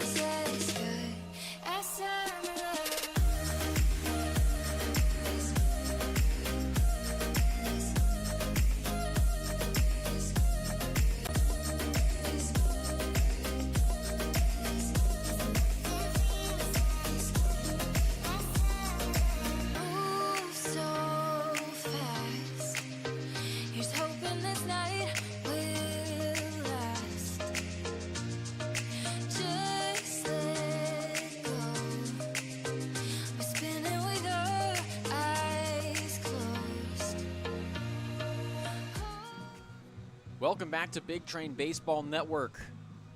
Bethesda looking to pad a 4-run lead here in the bottom of the 8th. It's going to be 8-9-1 due up for the Big Train. As the first pitch from Angelitis to Landon Franklin is swung on and missed for strike 1. Franklin had a base hit during his previous at-bat. Before that was walked out to first.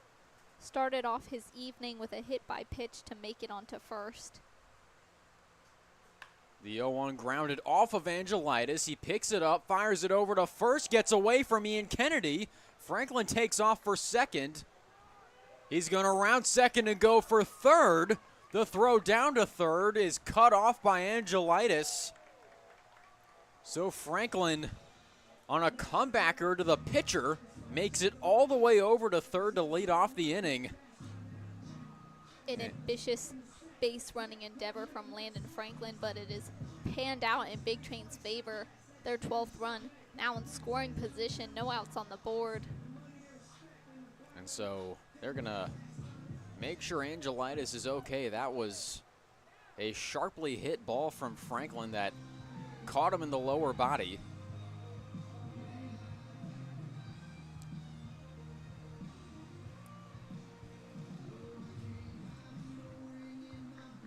Waiting on deck is catcher Cole Constable. I think that might be bat boy Owen Lieber. Oh, no, he's going back into the dugout. All right. Cole Constable walking up to dirt on my boots, hoping to get a little dirt on his boots and make his way across the base path. He's been walked twice earlier this evening, has also recorded a base hit. Number 17, Cole Constable.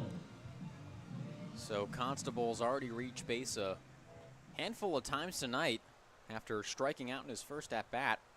Has reached base in his last 3 at-bats as he'll ground that one down the third base line for strike 1.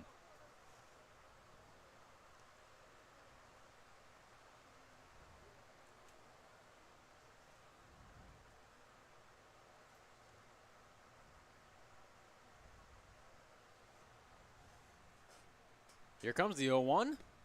That one in there for a strike.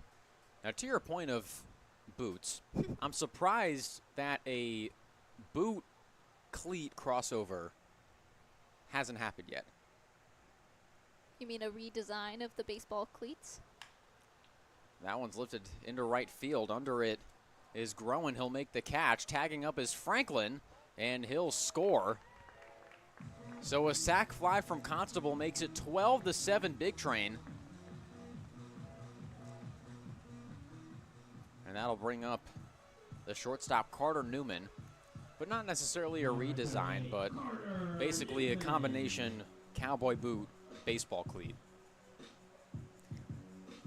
I see where you're going with that, but I think that might make it more difficult to run across the base path. I don't know if you've ever donned cowboy boots. They're a little difficult to run in. As Newman takes the first pitch for a strike. I've nearly tried on cowboy boots. I've never gone out of the house with them. But it does look difficult to run, although it makes me think, as the count now 1-1 on Newman, there were a pair of Kobe Bryant sneakers that were released back in the day. See how these go past the ankle. Mm-hmm. Could afford batters some extra padding around their ankles and feet from wild pitches. I see your point. I feel like myself, if I were wearing them, I'd get horrible shin splints. Newman fouls that one off. Yeah, I see what you're saying. After about mid-late elementary school in my basketball heyday, I mostly have stuck to low tops since then. As the count moves to 2-2 on Newman. And while high tops absolutely provide more ankle support, it almost feels like your mobility is significantly reduced. As Newman gets out of the way of that one, the count moving full. Again, Newman pinch hitting for leadoff hitter Keenan Bowman. Got a base hit during his first at-bat of the evening. And Newman will take ball 4 inside. So he'll make his way down to first. That'll bring up the center fielder Andrew Williamson. Recorded an RBI in his last at-bat. Williamson been having an excellent night as per usual from the plate. Had a pair of base hits as well as a walk and a hit by pitch in his previous 4 at-bats. The first offering to Williamson outside for a ball.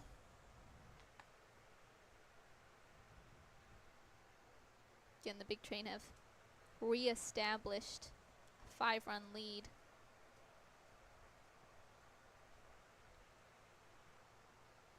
A triple from Landon Franklin and a sac fly from catcher Cole Constable brought in run number 12. Newman will be sent back to first.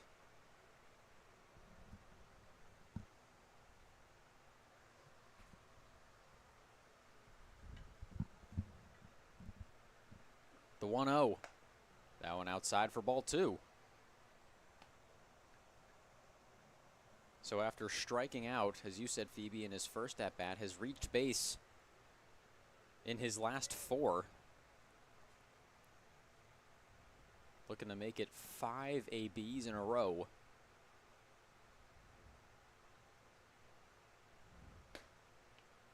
As that one paints the outside corner for a strike.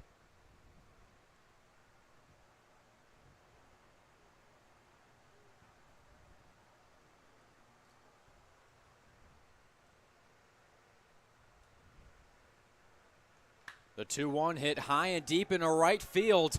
Back goes Groen. He will watch this one go. A 2-run shot from Andrew Williamson. This guy is an absolute machine at the plate. And the Big Train have officially doubled up the Senators. They now lead 14-7. Again, Andrew Williamson was the Cal Ripken League Hitter of the Week last week, and you can see now why. After an uncharacteristic strikeout during his first at-bat, has quickly redeemed himself. A home run to bring in 2 more runs to for the Big Train, padding their lead to now 7. As the first pitch to Luke Vaughn is outside for a ball. But we've now seen a handful of times lefty hitters in the Big Train lineup jumping on inside pitches and take back to Angelitis. He's able to get a glove on it this time and flip it over to Kennedy for out number 2.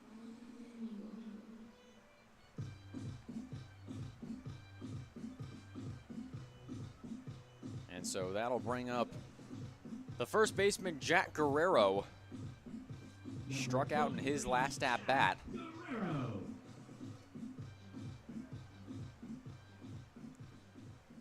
Now with the Big Train leading 14-7, this is their highest scoring game of the summer. Guerrero fouling that one back towards the Big Train dugout. Saw a 13-0 shutout last night, which was previously their highest scoring game of the summer, tied with their June 3rd outing with the Crop Dusters, in which they won 13-10. As Guerrero fouls off the 0-1 pitch. But tonight's 14-7 lead, taking the cake for the highest scoring game of the summer from your Bethesda Big Train. So the count 0-2 on Guerrero.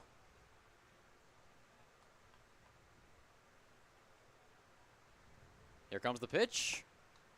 Just outside for ball 1. A really nice off-speed offering from Angelitis, but a good eye by Guerrero to lay that one off.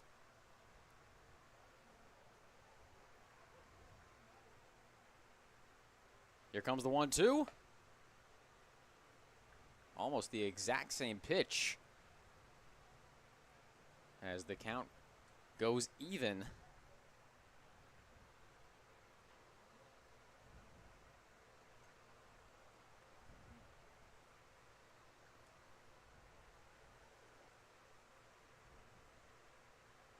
The 1-2 pitch.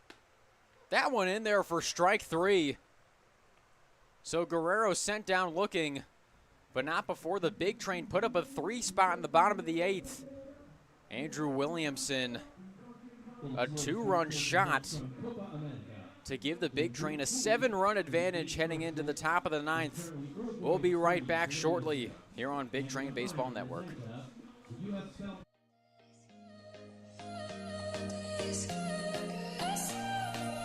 Wait for me. I can get to know you better living in sweet suburbia. Some fun is all we want. Two kids come alive in a night rush. I'll be the girl next door. You be my summer crush. Yeah, I think you should come and pick me up. 'Cause nothing feels as good as summer love.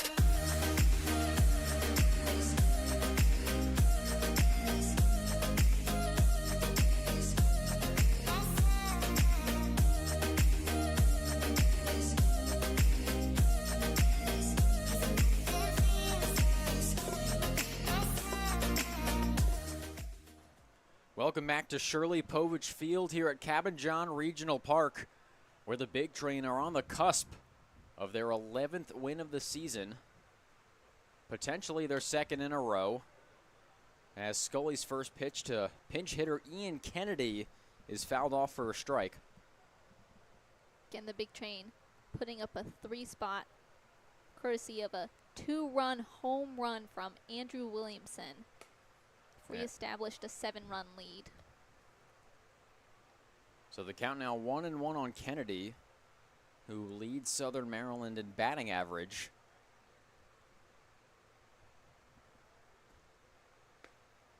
As a look at the 1-1 pitch low for a ball. Now Kennedy entering tonight with a 378 BA, a home run and 7 RBIs. As he'll ground that one to third over the glove of Franklin and into left field. So the leadoff hitter aboard for the Senators, as Franklin could not make the play at the hot corner.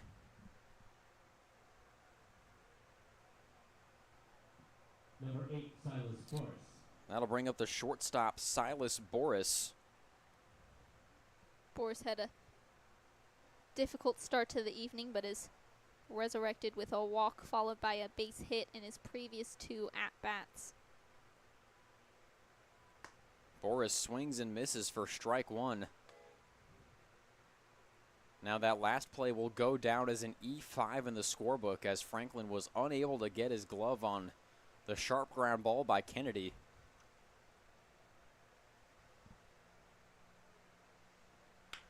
Boris grounds that one foul down the third base line. It looked like it might have gotten a piece of him. So that'll bring the count to 0-2. With the pinch hitter Mike Sweeney waiting on deck.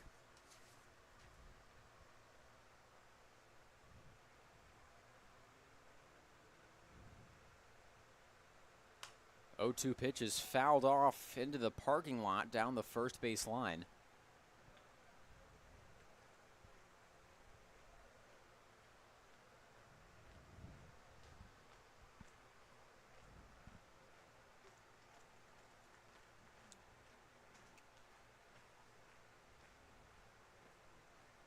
Another 0-2 pitch. That one upstairs for a ball.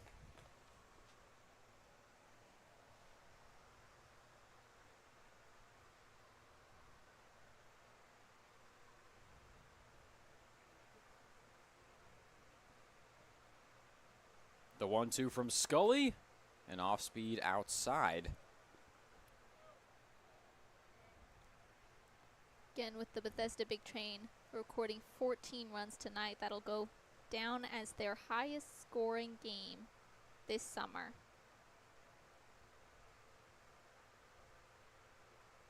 Here comes the 2-2. That one swung on and missed for strike 3. So Scully gets Boris swinging on the off speed for out number 1. And that'll bring up Mike Sweeney.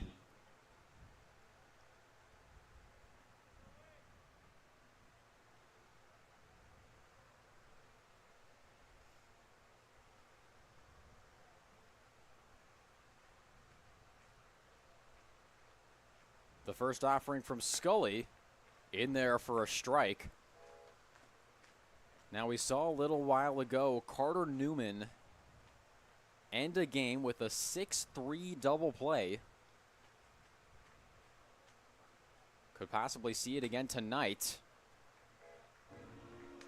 But I guess you can't turn a double play if the batter doesn't put the ball in play in the first place. The count now 0-2 on Mike Sweeney. Sweeney stepping in as a pinch hitter for P.J. Hughes. Was walked during his first at-bat. Swung on and missed for strike 3.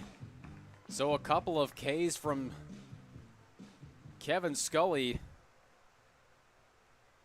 brings the Big Train 1 out away from victory number 11 and consecutive win number 2. The last hope for the Senators, center fielder Logan Tribble.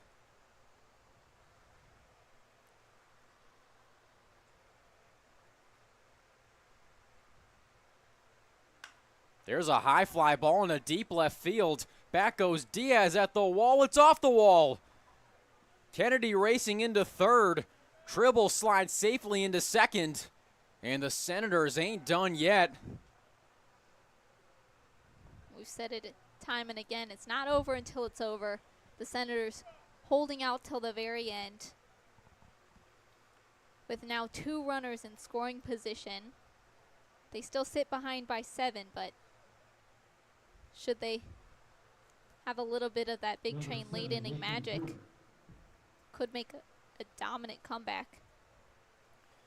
So that'll bring up Nathan Brewer with 2 runners in scoring position and 2 outs. The Senators down by 7. First pitch to Brewer, a beautiful backhand stop by Constable. Could have easily saved a run. Brewer not been having the best of nights tonight. Has only reached base on 1 of his previous 5 at-bats.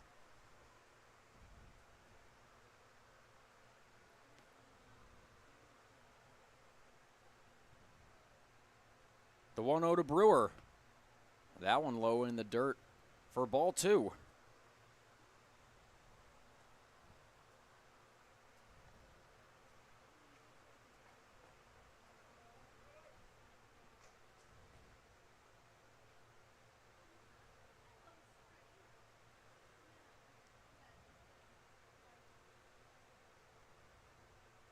The 2-0 from Scully. Low and inside again for ball 3.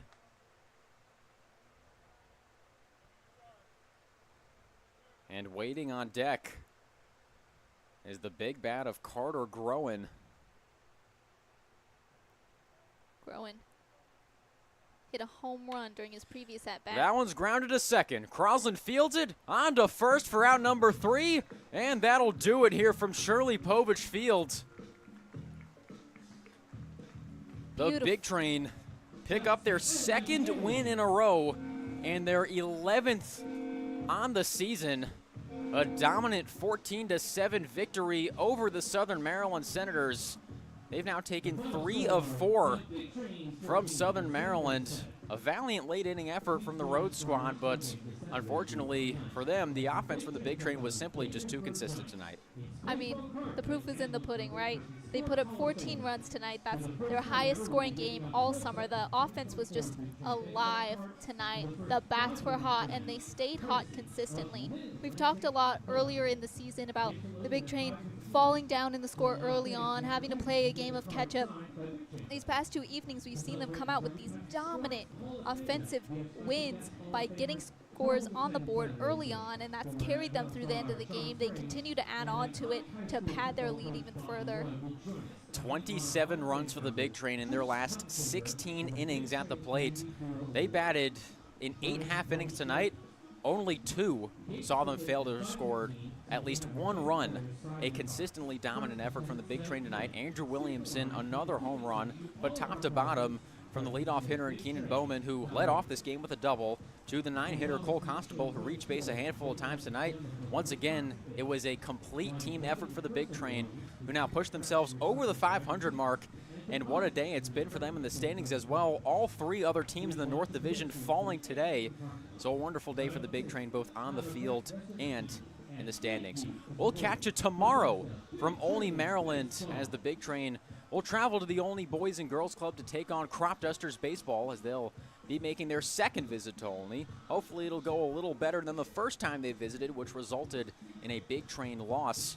But it's been a wonderful night. Thanks again to Tim Kirkjian for joining us in the booth earlier tonight. Thank you to our executive producer and general manager, Harrison Myers, who had to step in for Lindsey Morin and Jordan Parham, our regular producers tonight. We hope to see them back soon.